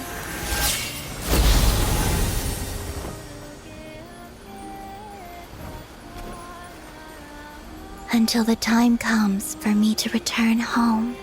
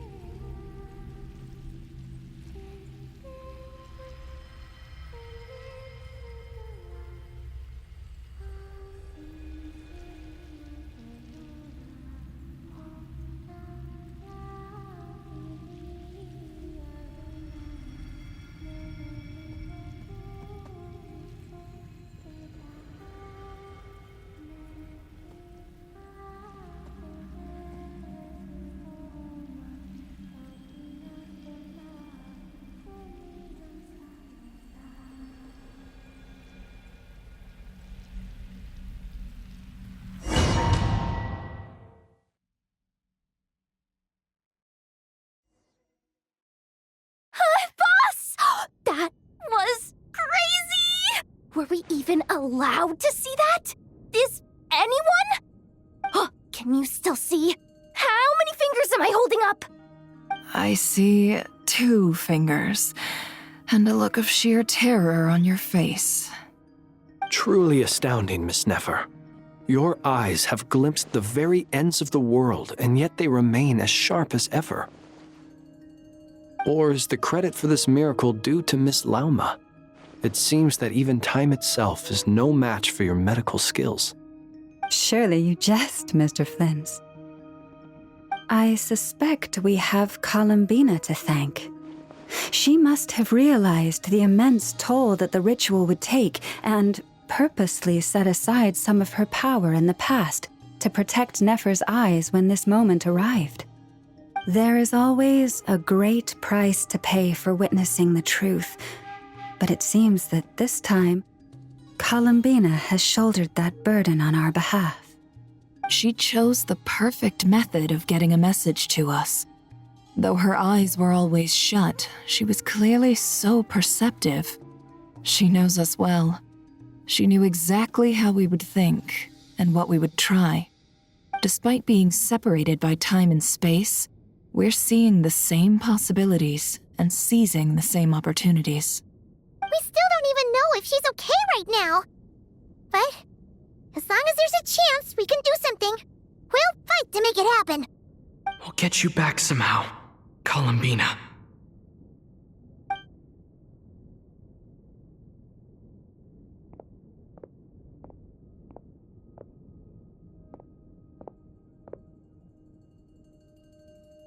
Well, based on the information we now have, let's figure out our next moves. Thanks to these gentlemen, we have a much clearer picture of the situation with Dottore.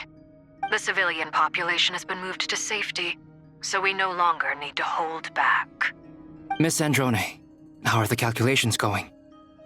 So far, so good. I'll keep seeing how far I can push the system, though. Can't have Hatman being powered down for nothing. There's still a long road ahead. Where should we begin?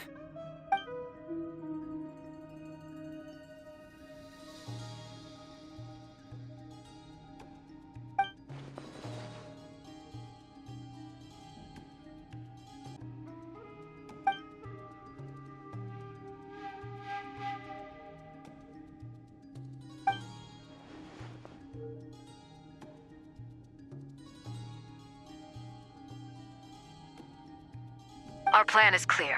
Time is short, so let's get moving. There's just never enough time, is there? Time is the bane of my existence. Ugh. Anyway, I'm gonna get back to work. All right, we'll do our part too. Yeah. Albedo's theory says that elemental energy can dilute the light realm's power, but I'm no expert in building elemental defenses. Sounds like something out of the advanced elemental theory section of the library. Whew.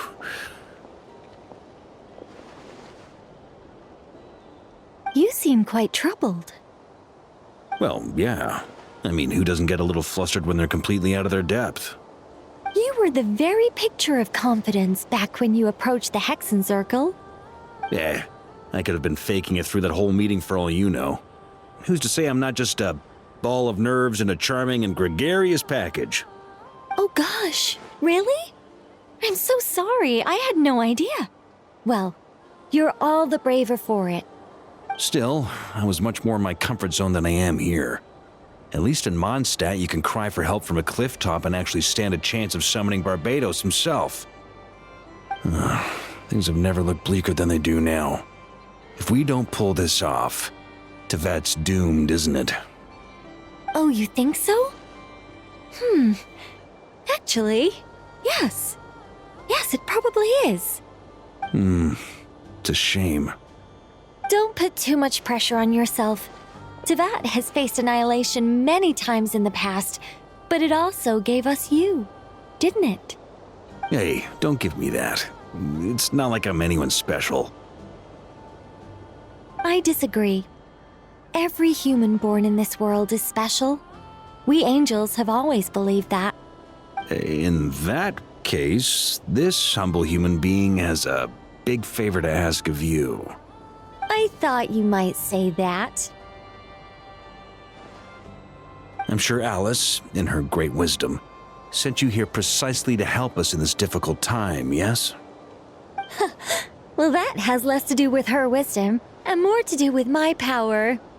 Of course, of course.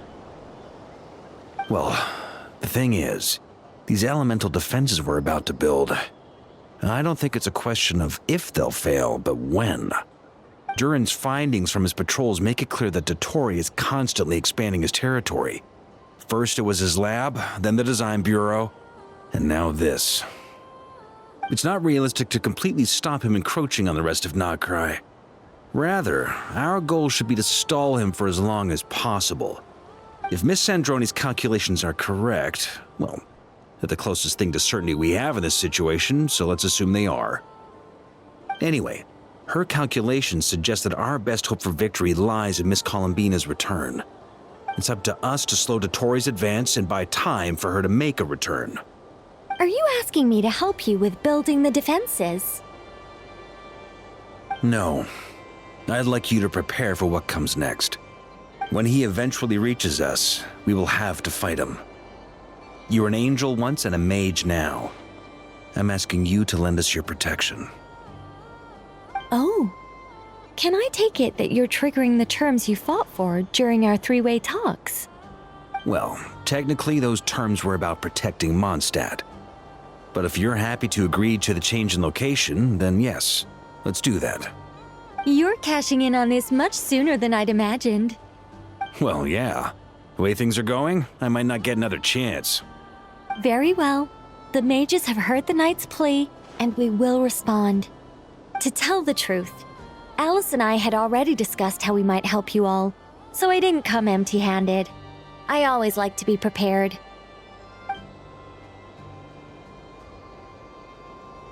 This is... wow. Yeah. This is great. Seriously, thank you. It's been many long years since I had a chance to dazzle humanity with a little divine intervention. To humbly serve as a reliable and responsible guide. Anyway, Knight of Boreas, please accept this gift in recognition of your great virtue. Go now. May the angel's blessing deliver you safely to your destination. Ah, you're here. Sandrone! How are things going? Glad you asked. You two are about to become the first people to lay eyes upon my masterpiece. Or should that be the first person and the first, specter? Hey! Whatever. Come, feast your eyes on this. Wow! We've never seen something like this before! This meter displays the progress of my formula.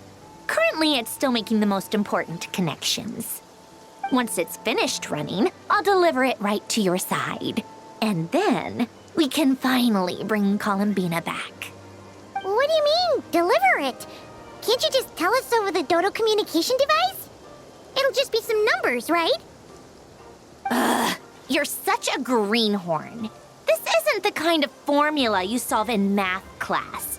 It's a highly complex algorithm capable of constructing a framework of rules. Ugh, whatever. We'll be here all day if I start trying to explain it. All you need to know is the formula must be completed before we can bring Columbina back.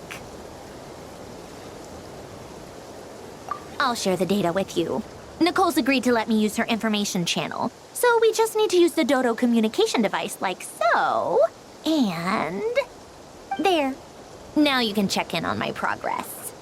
Wow! Look at that! You're amazing, Sandrone! About time you recognized my genius. Took you long enough. Anyway, that's all for me. You should check on the others if you have time. Make sure we don't have any weak links in the chain. That might sound harsh to you, but close supervision is a common practice in a Fatui. Not looking to catch anyone out. I just care about everything going smoothly. That's all. I'm kinda stuck here while the formula's running, so I need you to be my second pair of eyes in the meantime. Yes, Miss Moonchanter? What are you staring at? You always address me in the strangest ways. Lady Moonchanter 1 minute, Miss Moonchanter the next. Yes, and? Are either of those incorrect? Not as such. It's just that I simply call you Nefer nowadays. Uh-huh. That's my name. What's your point? The point is I don't add any honorifics or titles. Meaning what?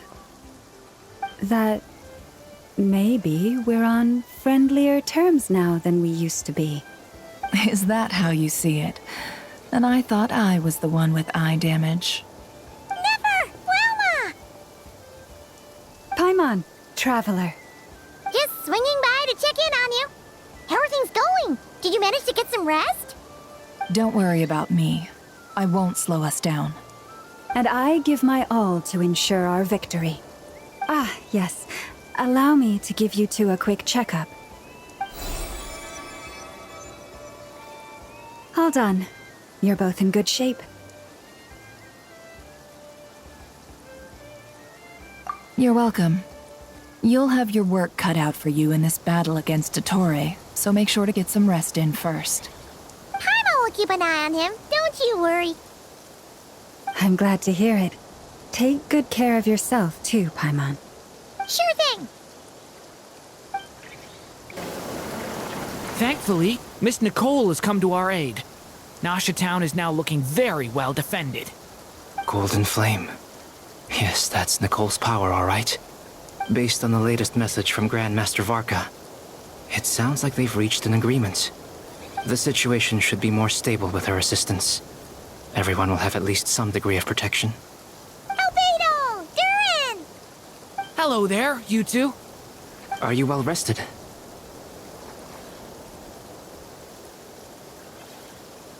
That's good to hear. As per the plan, Albedo and I will be in charge of Nasha Town. As Dottoro's energy field expands, it's creeping ever closer in that direction. But we will do our best to hold our position. We fought side by side many times before, and always with great success. I believe this time will be no different. So don't worry about us. Focus on fighting Dottore. Traveler, Paimon, a pleasure to see you both. Flans! How's everything coming along? Fairly well, if I do say so myself. Personally, I am ready to confront Dottore head-on. Ooh, you sound much more serious than usual.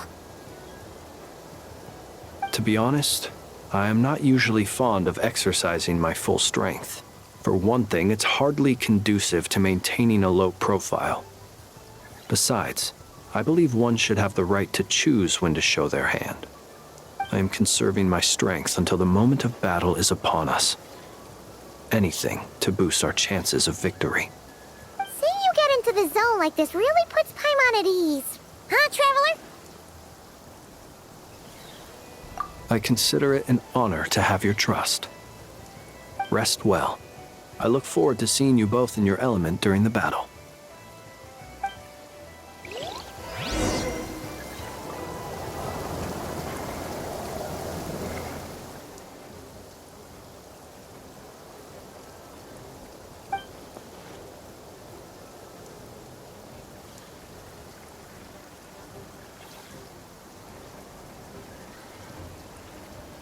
Here they come.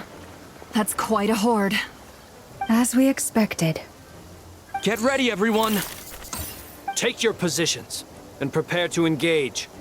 Let's begin. I'm at the ready.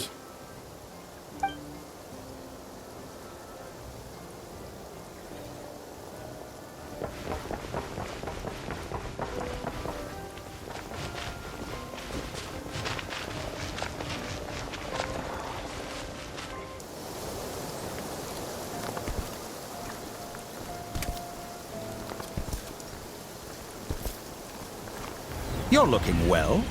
I trust you've had a good couple of days. Dottore! It's actually a good thing, in my view. If the subjects of my experiment were to die prematurely, it would throw quite a wrench in the works. And so, I must thank you all for your resilience. We are no longer on the same level, but you are nonetheless worthy of my respect. A creator god should be merciful and gracious after all. And in any case, it is only right that before I end your lives, the world is informed of the arrival of their new god.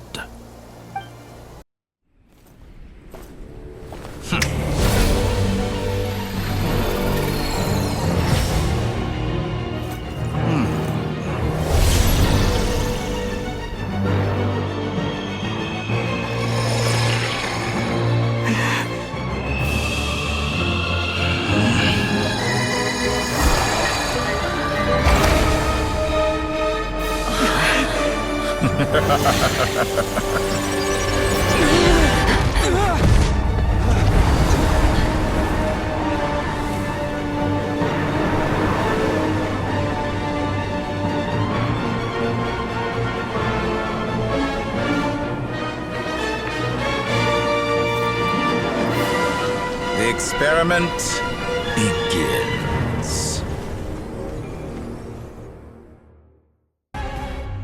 I'm aware you've been working on some little tricks to surprise me with, but it appears that none of them have come to fruition. My guess would be that you're trying to bring Columbina back. But then, where is Sandrone? Or are you trying to buy time for her? I always found their friendship to be a curious phenomenon. Two highly incongruent personalities, and yet they share a deep connection. Speaking of Columbina, I once saw her as like a younger sister. We got along quite amicably while she was with the Fatui. But then one day she suddenly decided she would refuse to take part in any further experiments. To this day, I truly don't understand what I could have done to upset her so much. It's such a pity. I could have had a sister, a family. But alas, she grew to dislike me. You're not fit to be family to her. That I can't deny. So many people, all obsessed with playing out the same tired old dramas. This world is rotten to the core. And then there's you. You had every opportunity to reach the right conclusion. The thought of killing you off like this? But I maintain that I approached you in good faith, so I will offer you another chance. Will you work with me? You have until I count to 10 to make your choice. 1, 2, 3. Not in a million years.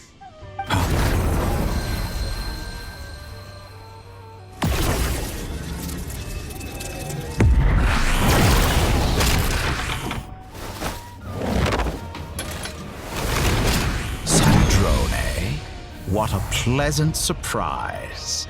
I didn't think you'd join us all the way up here. You're as sick and twisted as ever. Don't fool yourself into thinking anyone's grateful for the chances you're offering them. Sandrone? But the formula hasn't finished running yet. Funnily enough, I was just discussing a collaboration opportunity with the Traveler, and then I see you, who I must say is a good example of an opportunity gone to waste. Gone to waste?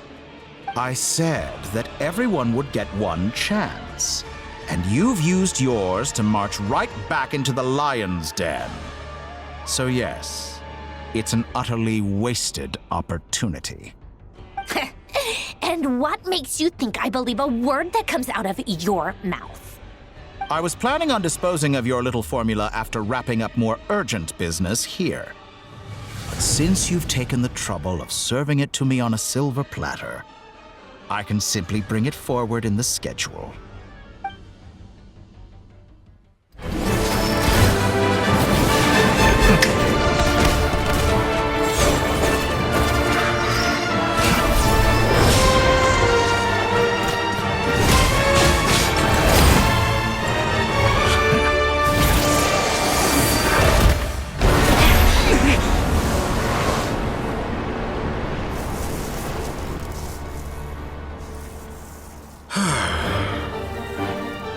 Is this your life's work? This piece of trash?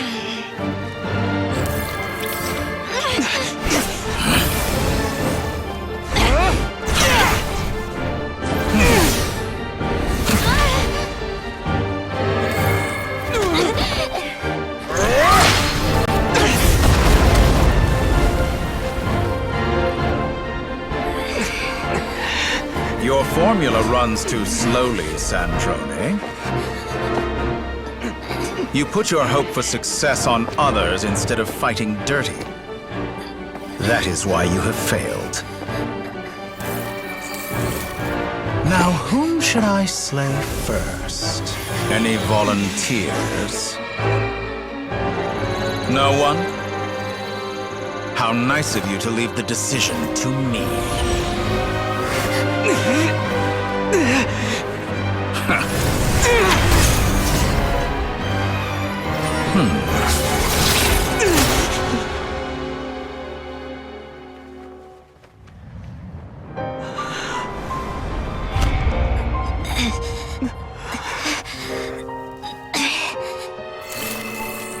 Oh, how unexpected. Sandrone, any last words for me, comrade?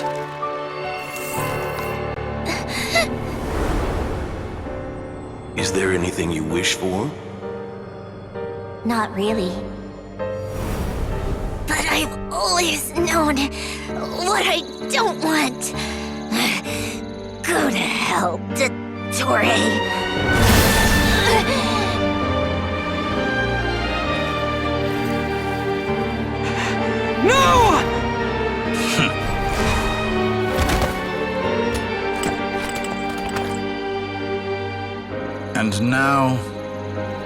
have failed.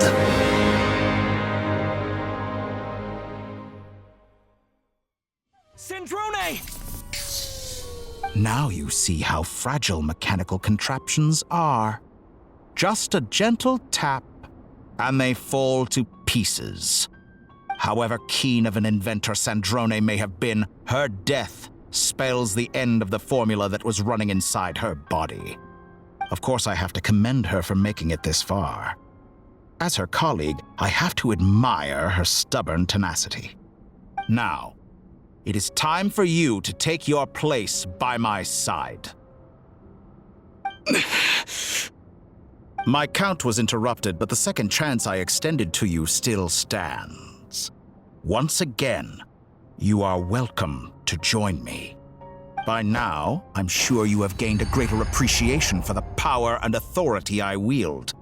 What is stopping you from embracing a new world of endless possibilities? Not in the mood to talk? As you wish. You seem less talkative than usual today. I'll change the topic to something more apropos. Sandrone was always like this, never trusting anyone, always so reluctant to share her research with them. Objectively speaking, she had her strengths. It is remarkable how she extracted and even optimized the world formula from so much data. But her inability to trust was her undoing. Had she allowed someone else to monitor or run the formula for her, you might still have a chance at victory even now. But regrettably, she was a stubborn fool. As much as it pains me, she had to go. Dottore, maybe this is news to you, but people can change. Columbina surprised you when she escaped. And I think Sandrone would surprise you too. Change? You can twist the truth however you want, but I see it clear as day. You're the one who can't trust other people. Is that how you see me? By this point, what can you hope to do about it?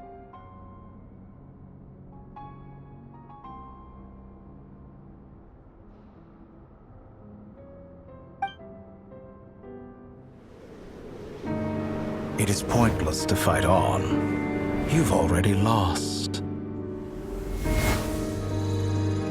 Wrong. You can't win this, Dottore.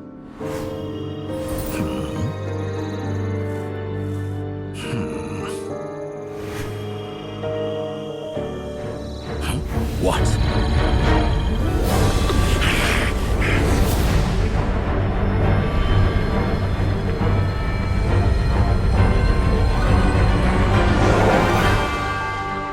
My formula can get us 90% of the way. It will connect you to Columbina. Then, I will bring the formula's output to the Traveler's side. For the last 10%, do whatever it takes. Just bring the moon down.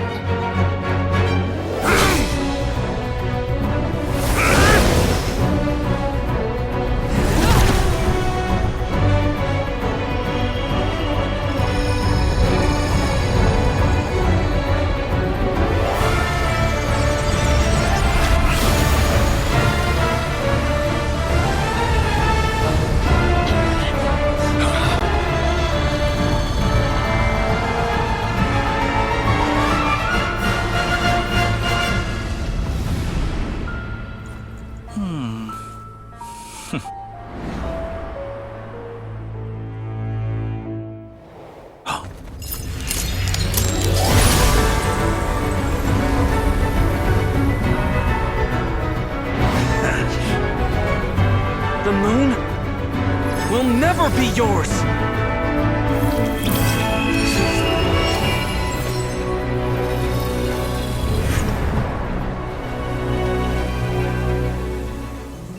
I turn my body into moonlight and pour it over Nodcry. My soul, I leave here to inform my future friends. Lastly, I will hide the Trilune Authority within the Frost Moon. And when my body, soul, and authority authority are reunited. Finally. Columbina!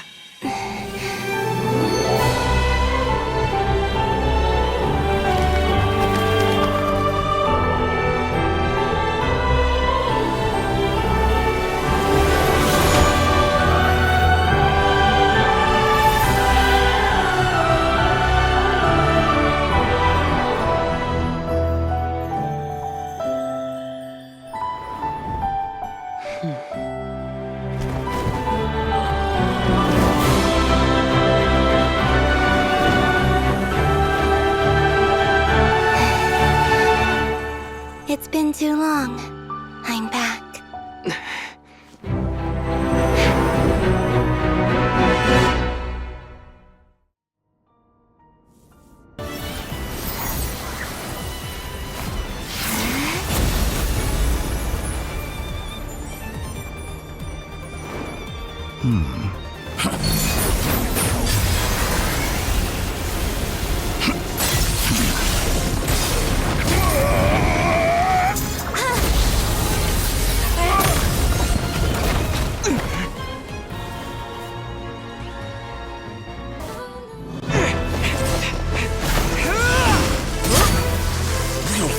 Blind. How can you be so satisfied with your fate?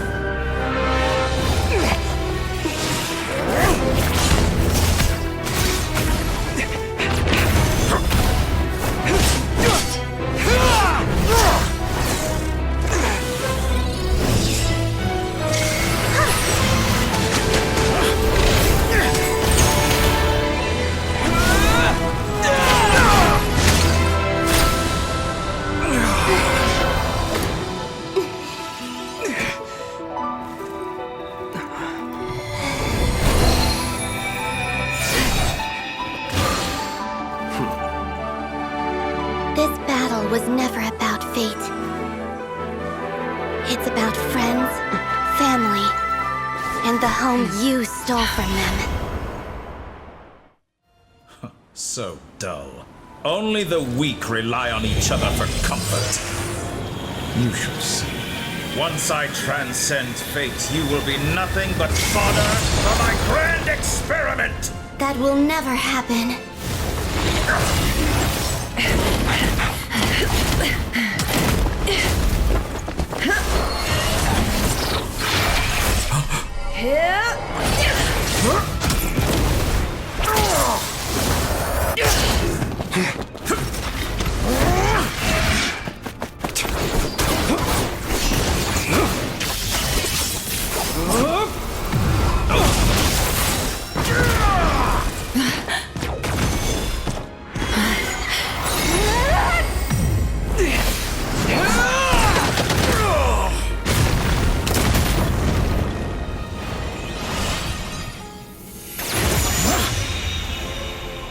Today, the moon lights up this world once more!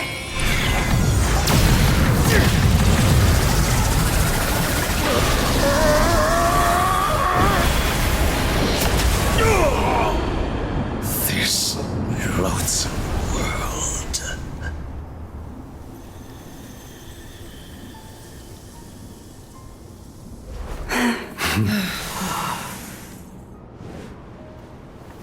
No, this world is our home.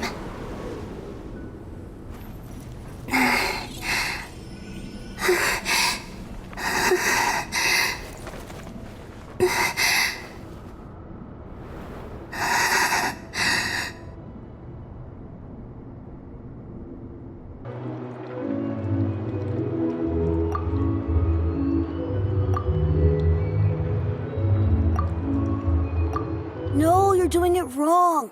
The moon looks like this now. What are you trying, children? The new moon, Mom. It looks different than before, doesn't it? Also, can I go buy a sugar sculpture today? Please? Just one? All right. I suppose today is a special day after all. Almost like a festival. Extra, extra! Get the latest Nasha Express here! Post-disaster report! Nasha Town reborn beneath a new moon! The voyage begins today. The future looks bright thanks to the League. Want a copy? I knew things would be different, but I didn't think that would include the moon. They say a new moon goddess has been born. A new moon goddess? Who's saying that? The Frost Moon Scions? I guess so. I'm not too clued up on the details. As far as I'm concerned, the moon's still in the sky and it's business as usual. Hey, since we've come all this way, shall we grab ourselves a free meal while we're here? Are you a convert now? Or are you just here for the free lunch? Oh, come on. What does it matter? After everything we've all just been through? That smells good. All right, that's it. I'm hungry. Time to eat. Come on! We gotta get there early, or there won't be any good spots left! Shh, keep it down. This is a residential area. What if people are still sleeping?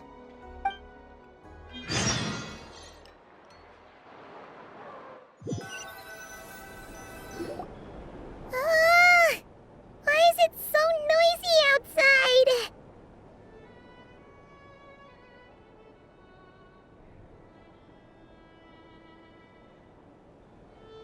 It's okay.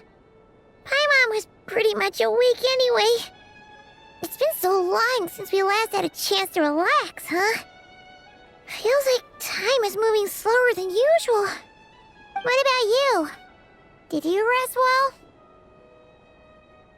Still winding down from everything that's happened? Or are you wondering how our friends are doing? Or is it about what Dotori said to you? Okay, if you say so. But don't push yourself, alright? Let Paimon know if you need to talk. What we just went through was a lot. It's totally normal if you need some time to get back in your groove. Luonatar disappeared after Columbina came back. Apparently, she was part of Columbina's soul or something. Still, Paimon kind of misses Luonatar somehow. But anyway, you did great. So did Paimon. We all worked our butts off to contain this disaster, and in the end, we made it. So, chin up, Traveler. You should be proud of yourself. Hey! Don't poke fun. You should be glad that Paimon's growing as a person.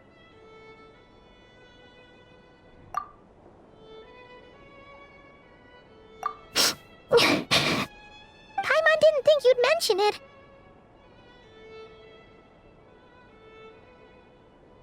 You have no idea how anxious Paimon was. She was worried sick about you. Well, if you really want to show Paimon you're sorry, you're gonna need to make it up to her. You better be ready to splash out on a lavish meal.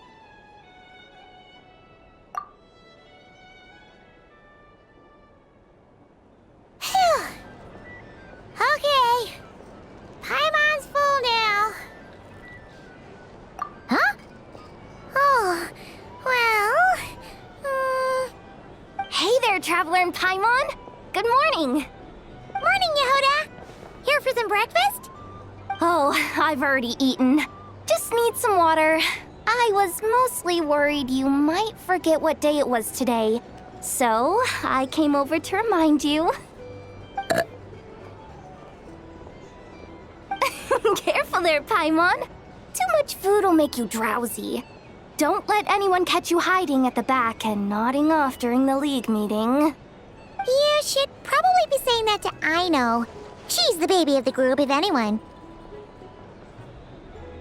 True. You know, I'm surprised that all these competing groups are actually coming together to try to solve things together. Definitely a first for Nodcry. Well, nothing like a region-wide calamity to bring people together. After that, surely even the most self-interested people have to realize that going it alone isn't worth the risk, right? Try telling Boss Neff that. She's not exactly convinced that people are gonna get with the program. Really? But if she's so pessimistic about it, why Why'd she agree to be the Curatorium's representative in the League? Probably 'cause even though Unity sounds like a pretty far-fetched idea, the benefits it would bring make it worth a shot. I think things will work out, though. I swear, Notcry feels like one big family now with everything that's happened. More than it used to, anyway. Paimon's with you on that one. And it seems like plenty of other people agree too. Just listen to the bustling streets. All right. Everyone's been rebuilding these last 2 weeks, and the evacuees have been coming back in droves. Life's slowly returning back to normal. Which means my workload's probably gonna shoot back up. Were you about to head out? There's still some time before the ceremony begins, you know. Yeah, we were gonna take a stroll around the square and say hi to some friends first.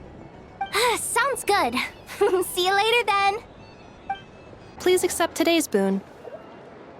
Have a nice day. Are Paimon's eyes deceiving her? Or is that Inefa handing out food for the Frost Moon Scions? Hello there. Would you like a feast of the moon, along with some snacks of the day? So, what's new, Inefa? It was only a few days ago when we last saw you, but it looks like you've joined the Frost Moon Scions in that time. And I know too? What are you talking about, Paimon? We're just here to help. Duh. In the wake of the disaster, it's all hands on deck. We responded to Lama's request for support. At times like these, the smallest good deed can inspire others and help them through the hard days ahead. And we're using eggs and heating tubes to make that a reality. In true Kromkake Crab Shop style! Inefa! Did you hear that? The Traveler said I did good. The Traveler! That's because it's true, I know. Proposal. If you can resist eating today's dessert, I will provide you with compliments, too. No way! Well, that proposal got shot down quickly. I need something to get me through the hard times too, you know. Mom!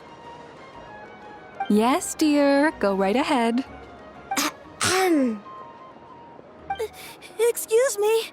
Could I take a photo with the robot lady? She helped us get safely out of Notcry, and she helped us get back home too. She's the best. Of course she is. And since I'm the whiz kid who built her, that makes me even better than best, right? But you stole my snacks, though. Oops. Shall we move to the open space near the center? The view there is better. Thank you! Aren't you the better pick for this job, Flint? You underestimate yourself yet again, Master Ilua. Not at all. I rarely come by Nasha Town. I don't know any of the big shots here. All in good time. Socializing is a step-by-step journey. But you're much further ahead on that road, aren't you? You're not seeing the full picture. You know the truth now.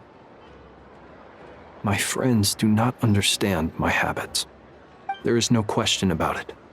The Lightkeepers need a representative in the League. Someone who is upright, cares about other people, and can realize their self-worth through group action. You say it like you wouldn't make the cut. I am most flattered that you think I would. Sigh a little less, Master Ilua, and have more faith in yourself. All the Lightkeepers agree that you're a very promising young man. That is precisely why Starshina and Nikita felt safe delegating such important work to you. I'm sure we all also agree that we would sooner die of dehydration than manage to wrangle anything out of you in a discussion. My apologies. I am not in the habit of bringing water with me when I go out. Whatever. I'll take the job. By the way, who else is part of this? Oh, it's quite the who's who of Notcry.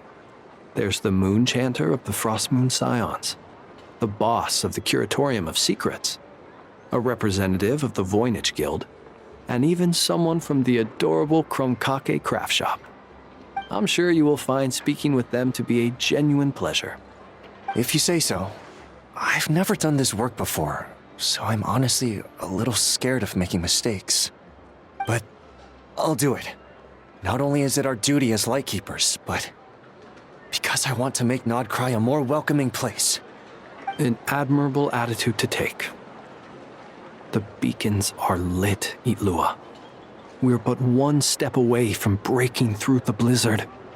We have the chance to band together and build our shared homeland into an Elysium. This is unprecedented for Nodcry. An opportunity not to be missed. Yeah. You're right. I'll do my best. Quite a few familiar faces have arrived. Let's go, shall we? Wow! Everyone's here! You seem well rested. I know no one's asked, but I'm sure you all want to know, so let me just say, we're doing great. Thanks. Well, great, but not perfect. Starting to lose my mind from boredom. Can't drink a drop of alcohol while I'm waiting for my wounds to heal. I'm sure you had a sneaky swig or two. Wait, how'd you find out? I'm sure you must be missing Mondstadt after all these years away, Grandmaster. Yeah, you could say that again. Every time I get news from Mondstadt, it makes me want to go back and see the place for myself. Honestly, once things are wrapped up here, I think it'll be time to head back home. Hey, looks like someone's taking the stage. Can everyone see okay? Anyone need a boost? I'll just listen from the back. It's fine. You're taking this pretty seriously, huh, Durin? Well, it's not every day that I get the chance to see how people speak in official settings. Soak it up like a sponge. I'll make sure you get a chance to practice for yourself later down the line. Actually, I know just the thing. You can debrief the Knights of Favonius for me. Mr. Varka, are you forgetting that I'm not a Knight of Favonius? I can knight you. Any particular title you'd like? Is he joking? I really can't tell. You'll have to figure this one out for yourself. It'll be a good learning experience. It is my honor to host the opening ceremony for the League, and to have this opportunity to speak to you all in my capacity as Voynich Guild representative. Could this person also have been pushed onto the big stage by the real big shots? Guess I'm not the only one then. We come here today, having weathered the trials and hardships of yesterday, and having learned from them the importance of unity and cooperation. All right, here we go. Uh-oh, looks like Aino's off in Dreamland already. Wait, Boss is looking kinda drowsy too. What's up with her? Come on, get the speech over with already. Nodcry is our home, the land we rely on for survival. And as we chart a course for the future, may we persevere through the storms ahead as we sail towards a new era of prosperity, freedom, and hope.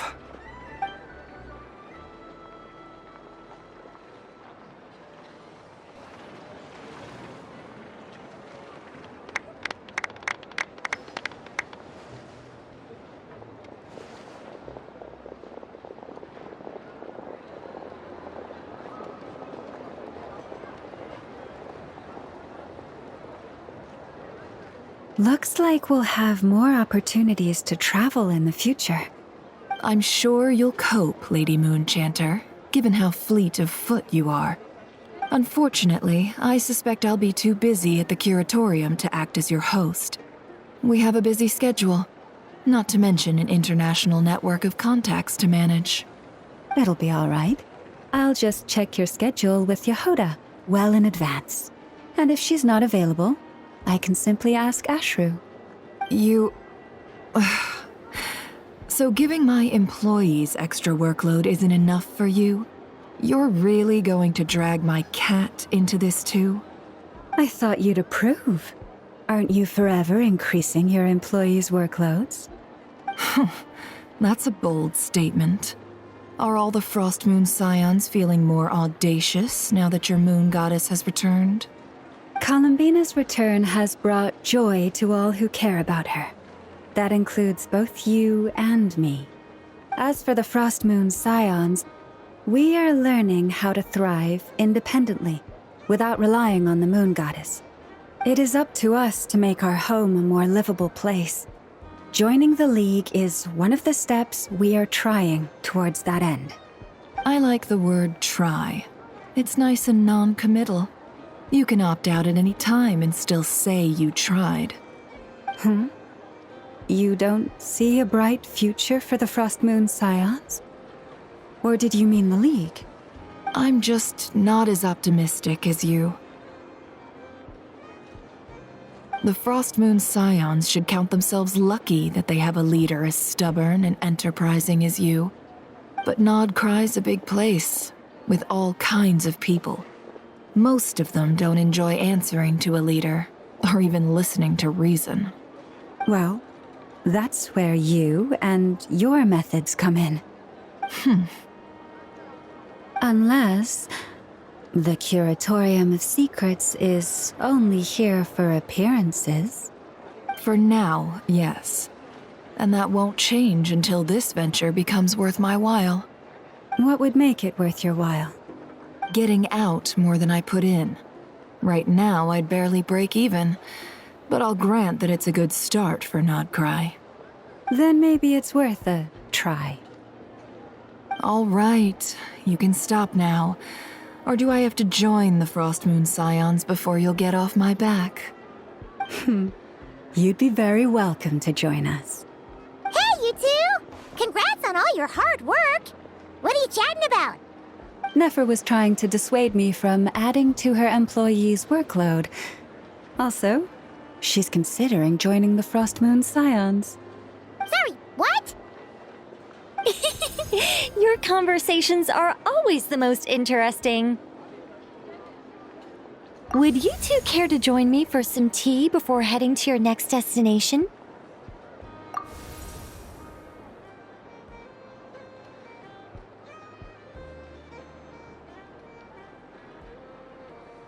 Nicole? Wait, where are you?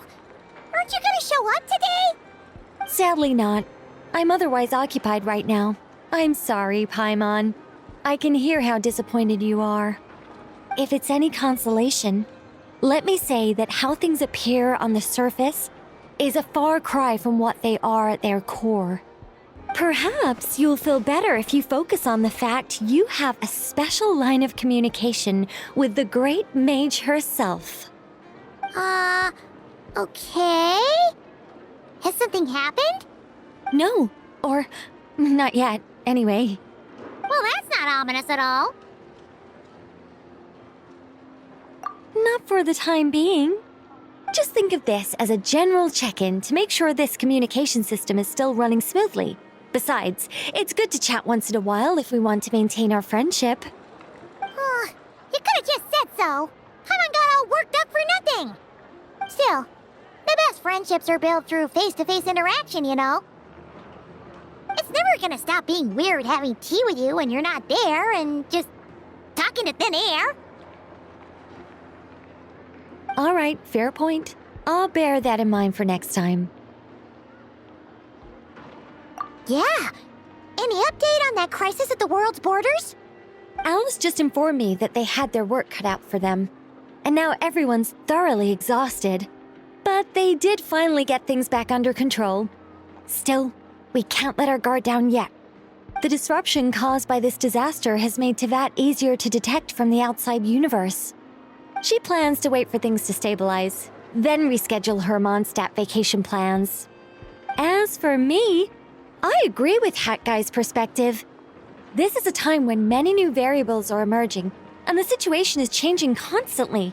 Plus, most of this change is for the worse. We have to remain vigilant and ensure that the embers of chaos are not rekindled. I did notice that the energy in Nodcry changed somewhat after the War of Funerary Flame, but since it was still aligned with the Light Realm, I never gave it a second thought. It looks like I'll have to examine the connections between phenomena I observe more closely in the future. Just doing my duty. It's more or less second nature by now. Of course. To give you the full picture, I'd have to start with the substance from which angels were formed. Never mind. Paimon's right. Showing off my knowledge would be much more satisfying in person. By the way, you did receive the gifts from the Hexen Circle, yes? I'm not trying to claim credit or anything, but my pride demands that I at least mention it. They're quite similar to the protective talisman that Alice gave Dory, but with some very special enhancements. Oh! So that's what kept our friends safe when Dotori trapped them. Indeed. We went to great lengths to make sure they were invisible to his eyes. I'm so happy they came in handy. Still, not fishing for gratitude, by the way. I just want you to be aware that sometimes your friends may be protecting you in ways you cannot perceive. Anyway, I'll contact you if anything else crops up. If not, you know what they say, no news is good news. Oh, my angelic instincts are tingling. They say you should head to the docks next. Your friends are about to board their ship home.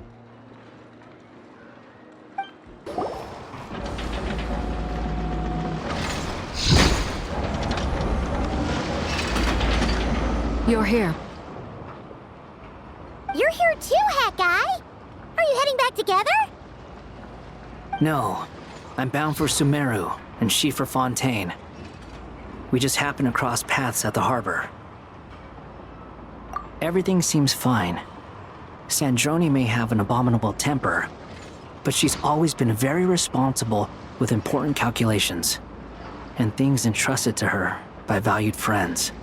You always speak as if you know us inside out, Mr. Hat Guy.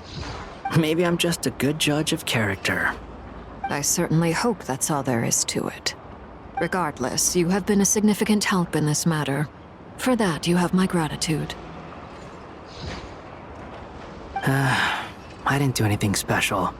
Sandrone's the one who completed a seemingly impossible formula and turned the tide of the entire battle, even giving her life in the process. She's the one we should be thanking. Even we were unaware that Sandrone had hidden the real formula inside Polonia's body. She managed to fool Dottore into thinking the formula was running in her system by installing an identical-looking decoy within her. She probably realized that she didn't have the strength to stop Dottore. But this way, she could at least get him to lower his guard. She always worked like that. Always had a backup plan. Well, that's why I'm traveling to Fontaine. She made a request of me long ago, and the time has come to fulfill it. Think of it as her will. She said that should she ever fail in a mission, she'd like me to deliver her core and Polonia's to the Fontaine Research Institute. She also mentioned that she had made arrangements for people there to set her affairs in order. Some of her personal effects, such as her notes, were left to me. I've decided to take them back to the House of the Hearth, for safekeeping primarily, but also as mementos, I suppose. However, there is one book among them that I'd like to leave in your care. I'll have someone deliver it to your residence at the flagship at a later date.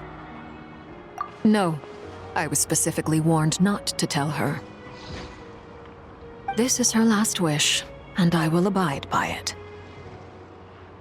I can only hope so, but none of us here can know for certain. I bade farewell to Columbina earlier today. As promised, she turned the iridescent moon's marrow over to me. She spent a long time with Sandrone's body, saying her goodbyes. Oh, is she alright? Sandrone's passing has left a great wound in all of our hearts. It will take time to heal, But Columbina surprised me. She offered me some words of comfort before I departed. Despite being grief-stricken herself, she showed an awareness of the feelings of others around her. She never used to act like this. Clearly, she has grown. And I suspect that we have you to thank for much of the change we are seeing in her. Huh. After these recent events, the Tsaritsa has revoked the Pale Star Edict. Snezhnaya now realizes that the arrest warrant for Columbina was just a ploy by Dottore, who coveted her powers. I shall return to Nodcry to see her as soon as I find the time. I hope that from now on, she too will explore more of the world. Columbina Hyposelenia's journey is only beginning. My ship is here. Traveler, Paimon, we shall meet again. You too, Hat Guy. What are you still bumming around for? Isn't Columbina waiting for you? I thought today was the day you'd agreed with her to go find out the truth about your sibling.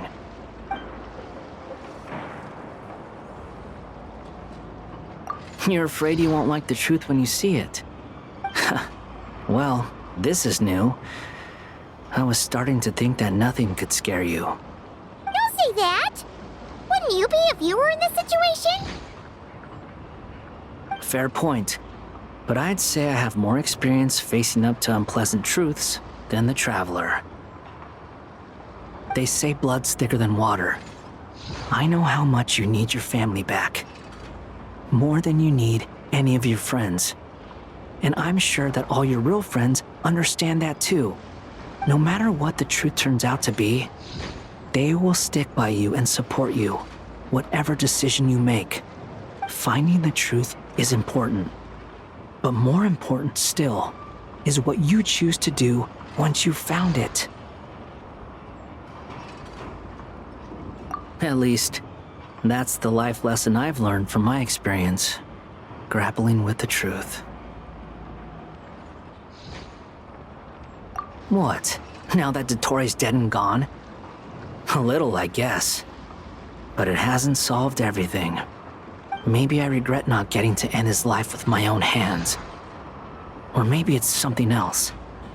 But for whatever reason, I still feel like I have a chip on my shoulder. Either way, I'm going back to Sumeru. Lesser Lord Kusanali is gonna need help dealing with all the chaos Dottore left in his wake. Not just from this incident, but everything he did in the past, too. You should continue with your journey, as you've always done. Who knows? Maybe we'll meet again someplace else. So, what should we do now? If you want to explore a bit more to steady those nerves, Paimon's game!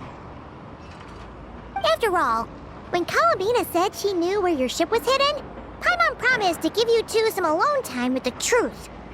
It hasn't been all that long since we were last apart, sure, but with Columbina there, Paimon's sure things will be just dandy. Ain't no biggie. Paimon might be all about that food and fun, but she knows how to do right by people. Paimon's sure you'd prefer to digest the news about your sister in peace. But, no matter what you see, just know you can share it with Paimon. Of course, as long as it's not super private. If you can't make sense of something, let's give it some thought together. And even if we both can't figure it out, Paimon can at least treat you to a nice meal. Glad to hear it. Feel better now? Alrighty. Next up, time to meet with Columbina.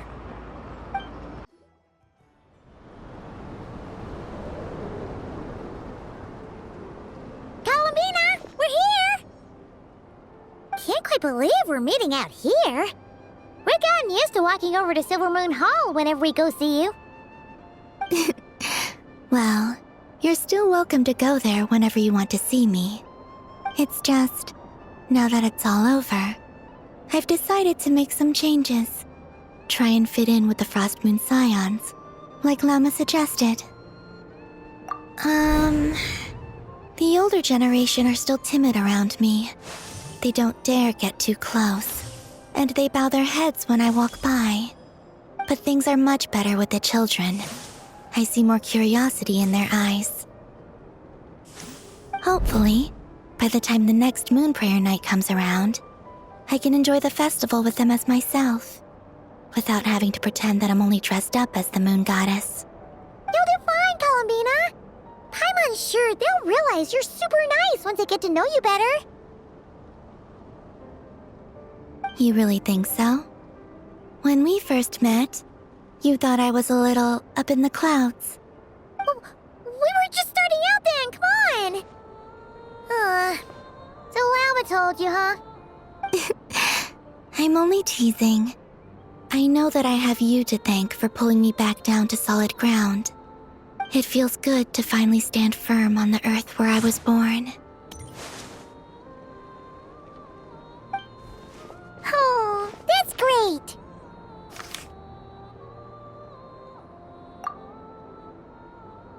Thank you.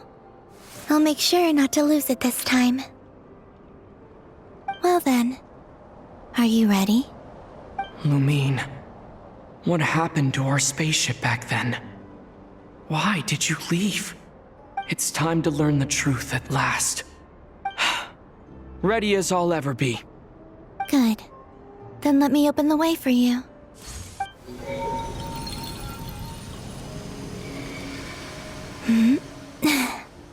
Where does this lead? To our shared destination. Huh? Do you remember me telling you about my missing prologue back when we just met? I said that my story began on the moon. But while I was inside the moon's reflection, I realized that my prologue was really hidden in the future. I just had yet to discover it at that point. The story of the time before I was born was in fact the story of my distant future. It's truly fascinating. But when I obtained the Trilunar Authority and returned to our present reality, I sensed something I hadn't expected. Your prologue. So you mean... Yes, your spaceship. All this time, it has been hidden on the frost moon, which lay beyond the sky. The great ruler of the firmament. The heavenly principles. Wait, them? Why would they do that? I don't know. Perhaps your ship contains something that is incompatible with Teyvat. Or something that cannot be known.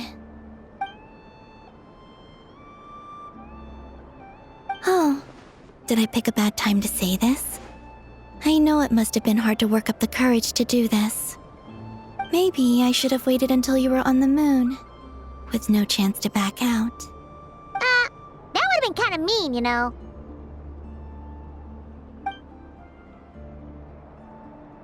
Take me there. Oh? Whatever is hiding in that ship, it belongs to me and Lumine. Those memories belong to us. No one else has the right to decide whether I should or shouldn't know about it. Not even the heavenly principles. Very well. Then let's go.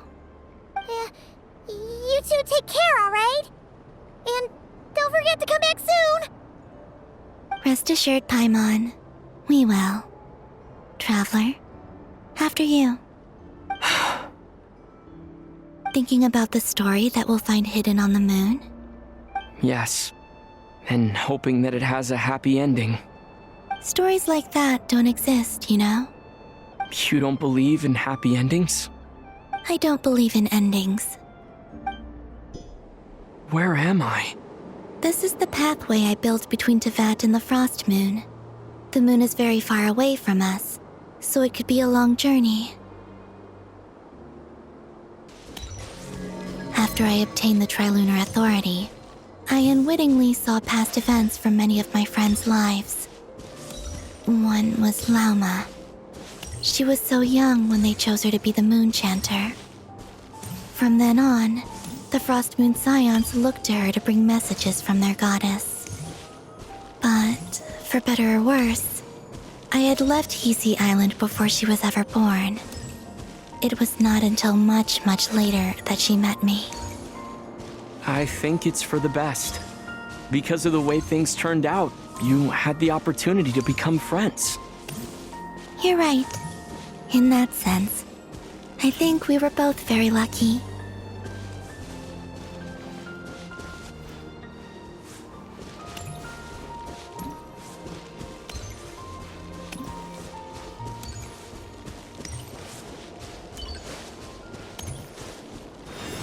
Oh, and about that mage, Nicole. I only recently learned that she has lived in Teyvat since the time of the Three Moon Sisters. The moon goddesses always had a good relationship with the angels. I suppose our friendship continues that tradition.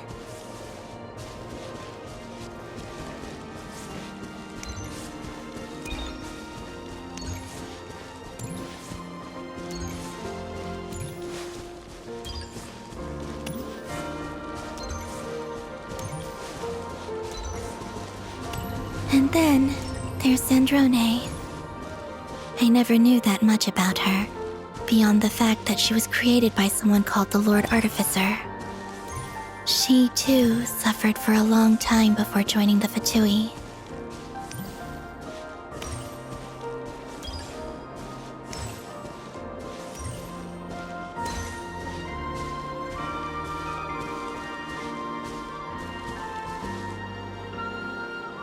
How I wish I could talk to her again. Even if only to hear her say nasty things to me.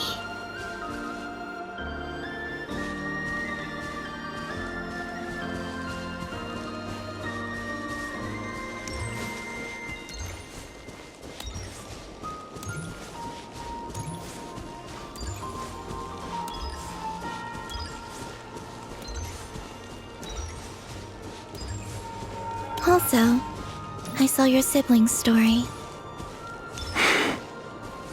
I'm afraid I didn't see much.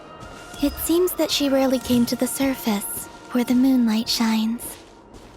But I did notice that back when you first set out on your journey, she would often appear nearby, gazing at you from afar with a guilty look in her eyes.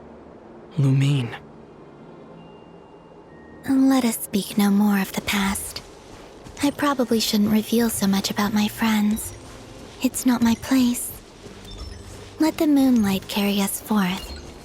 We are very close now.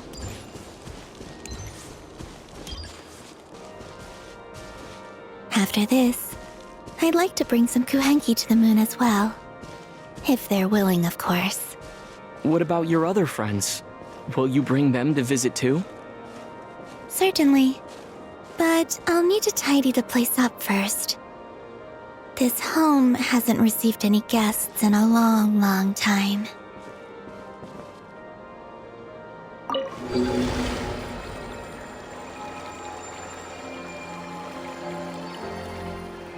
I remember writing something similar with you on Moon Prayer Night. I believe it was called... Dodoko's Whirligig. Yes, that was it.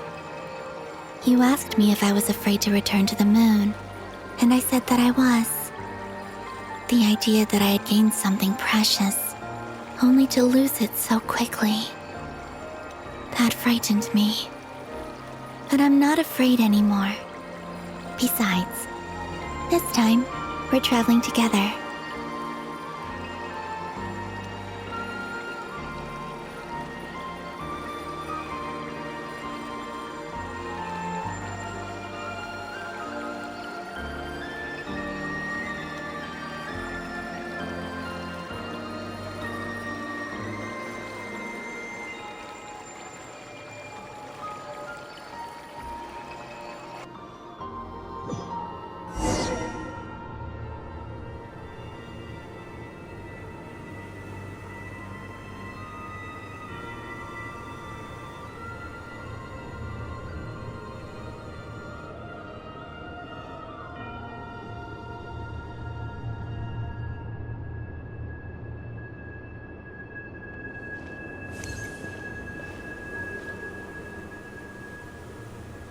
We're here.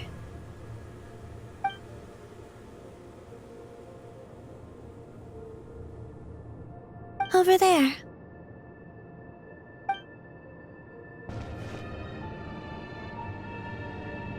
Our spaceship. It's huge.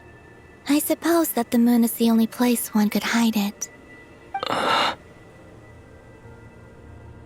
It'll be alright. Huh? The way you feel in this moment, I went through it too, on Moon Prayer Night. The door was right in front of me, but I struggled to find the courage to step through. Solitude for me once meant living a life in which even I was absent. Before I met you, that was the only life I knew. But that night, solitude meant throwing away the life I had gained after meeting all of you. Columbina. Go. Retrieve the part of your life that was once lost. Trust me, you will lose nothing by doing so. Look, Teyvat is right there. All of our friends are down there, waiting for us. You're right. Thanks, Columbina.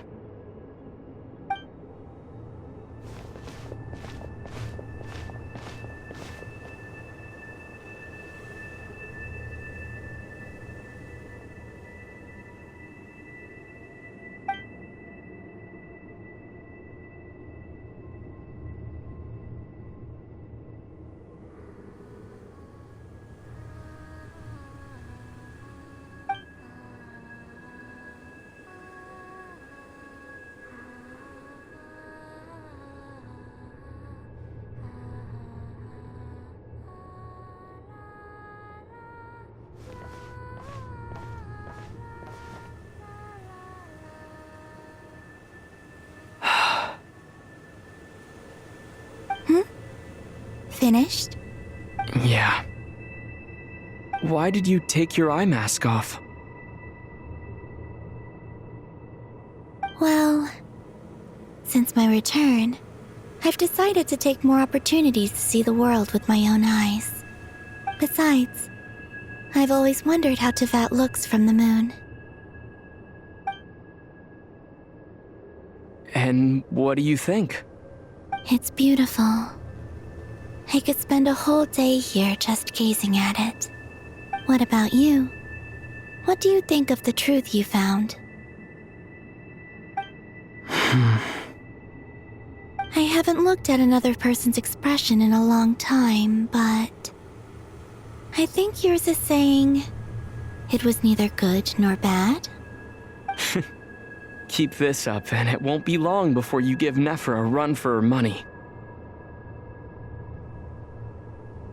Oh, I don't think that's going to happen. I'm much more used to sensing what's going on around me with Kuvaki. I think I'll save my eyes for seeing special moments I really want to remember. I read the spaceship's flight logs. I always assumed that this was my first time in Teyvat. I thought that Lumine and I must have been hibernating in space for centuries on end. But the logs show that our spaceship flew over the skies of Teyvat once before. A long, long time ago. Flew over? So you didn't land? No, the ship barely came to a stop before flying on again.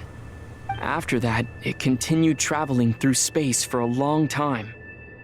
Some of the data is corrupted, but I suspect that it kept flying for thousands of years.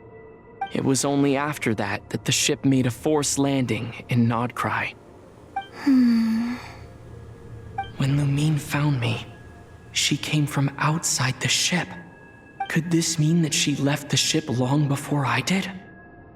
Maybe even during our first pass over Teyvat. Are you alright?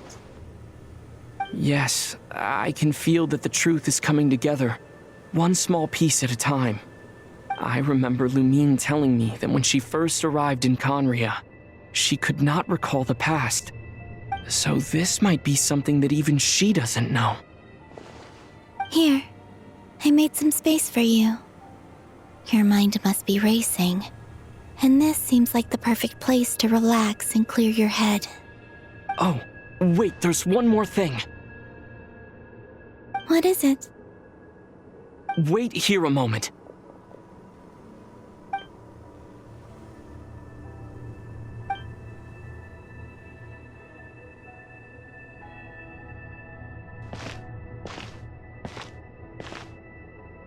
Hey, Columbina.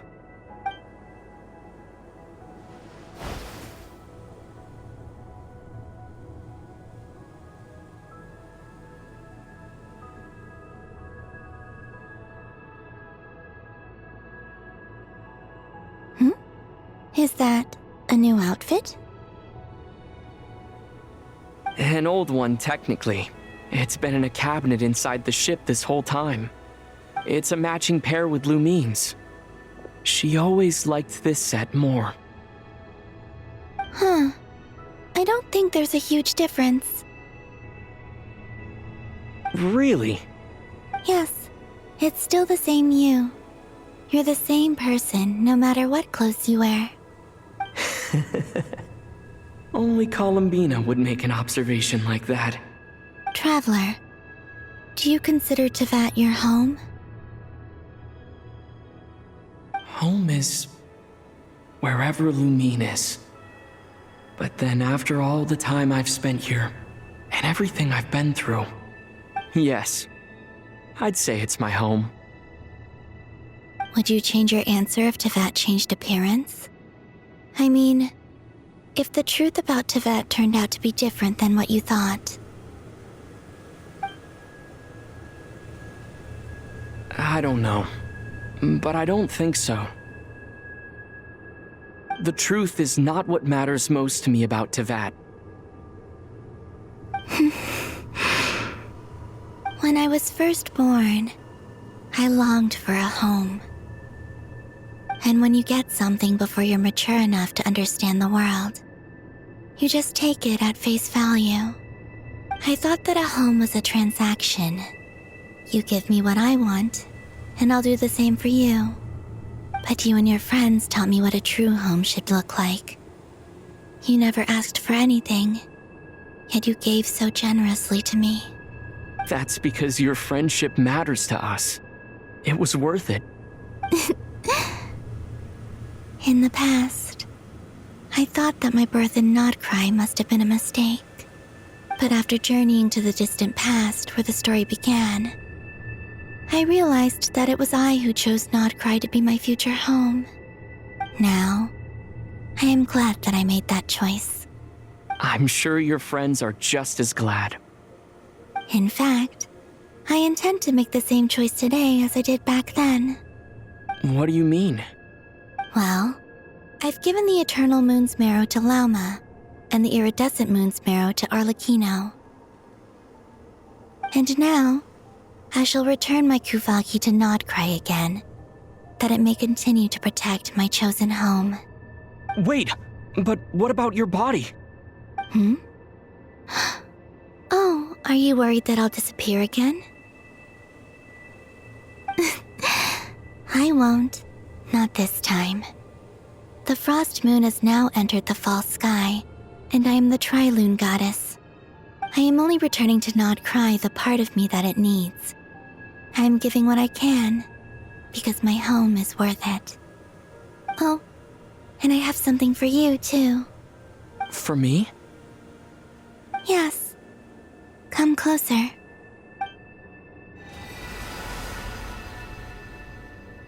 What was that? I lifted some of the restrictions this world placed on you. I trust this will help in your future adventures. My power. It feels like it's grown. I can use the elements more freely now. Thank you. This will be a great help. You're welcome.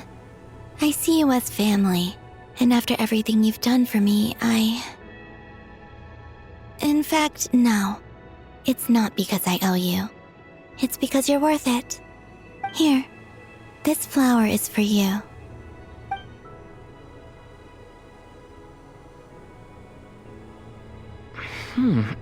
Isn't this a moon prayer blossom? Yes. Don't worry. you will never see these flowers lose their color again. I'm finally discovering the joy of giving. How I wish I'd learned this sooner. Hey, better late than never. What are you thinking about now? Why don't you take a guess? You get 1 shot. I don't think I'll get it in one guess. But I'm sure it's a happy thought. That's kind of a sneaky answer. I can't say you got it wrong. Down into that, the moon seems so far away. I felt it might always lie beyond my reach. But on the moon, everything feels so close by. The haze that once enshrouded the skies has finally been dispersed. I feel like a traveler on a winter's night, starting a new chapter in my tale by the warmth of a bonfire. I don't have a lot of luggage, but I do have a lot of hope for the future. Well, what's next? Next? To start with, I want to stay here just a little longer. After that, let's return home and continue our journey.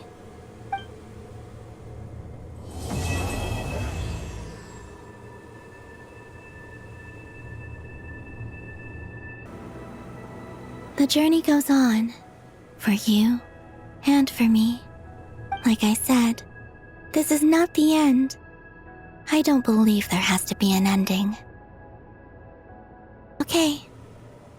As you continue on your journey, don't forget to gaze up at the moon once in a while. It is, after all, no longer an illusion. It shall cast down its true moonlight, connecting us in truth.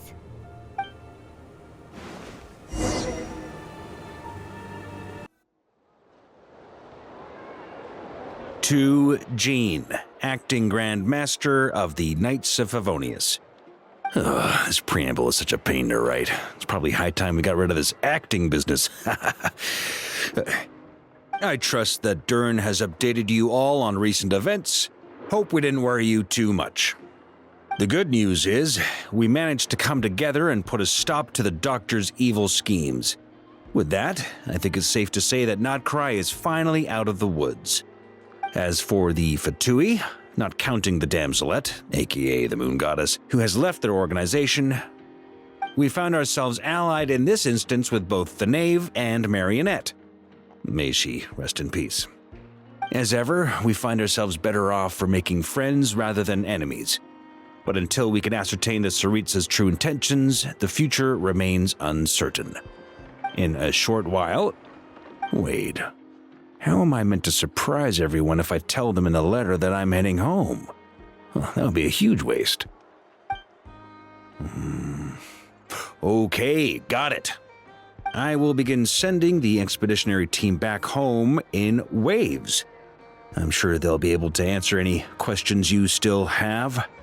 I hope they won't gloss over the details of my many heroic deeds. But if they do, I'm sure it'll be because they're just too exhausted from the long journey. I think of Mondstadt daily.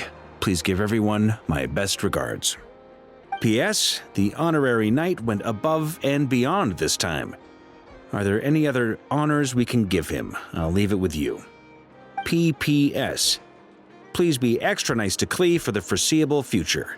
I cashed in on the last favor that the Hexen Circle owed us, so we need to earn some more goodwill. If there's any serious problems, feel free to stick me in solitary confinement when I get back. I'll do the time for her. Whew. And that, as they say, is all she wrote. End of an era. And with the moon shining down brighter than ever, I think everyone is going to sleep well tonight.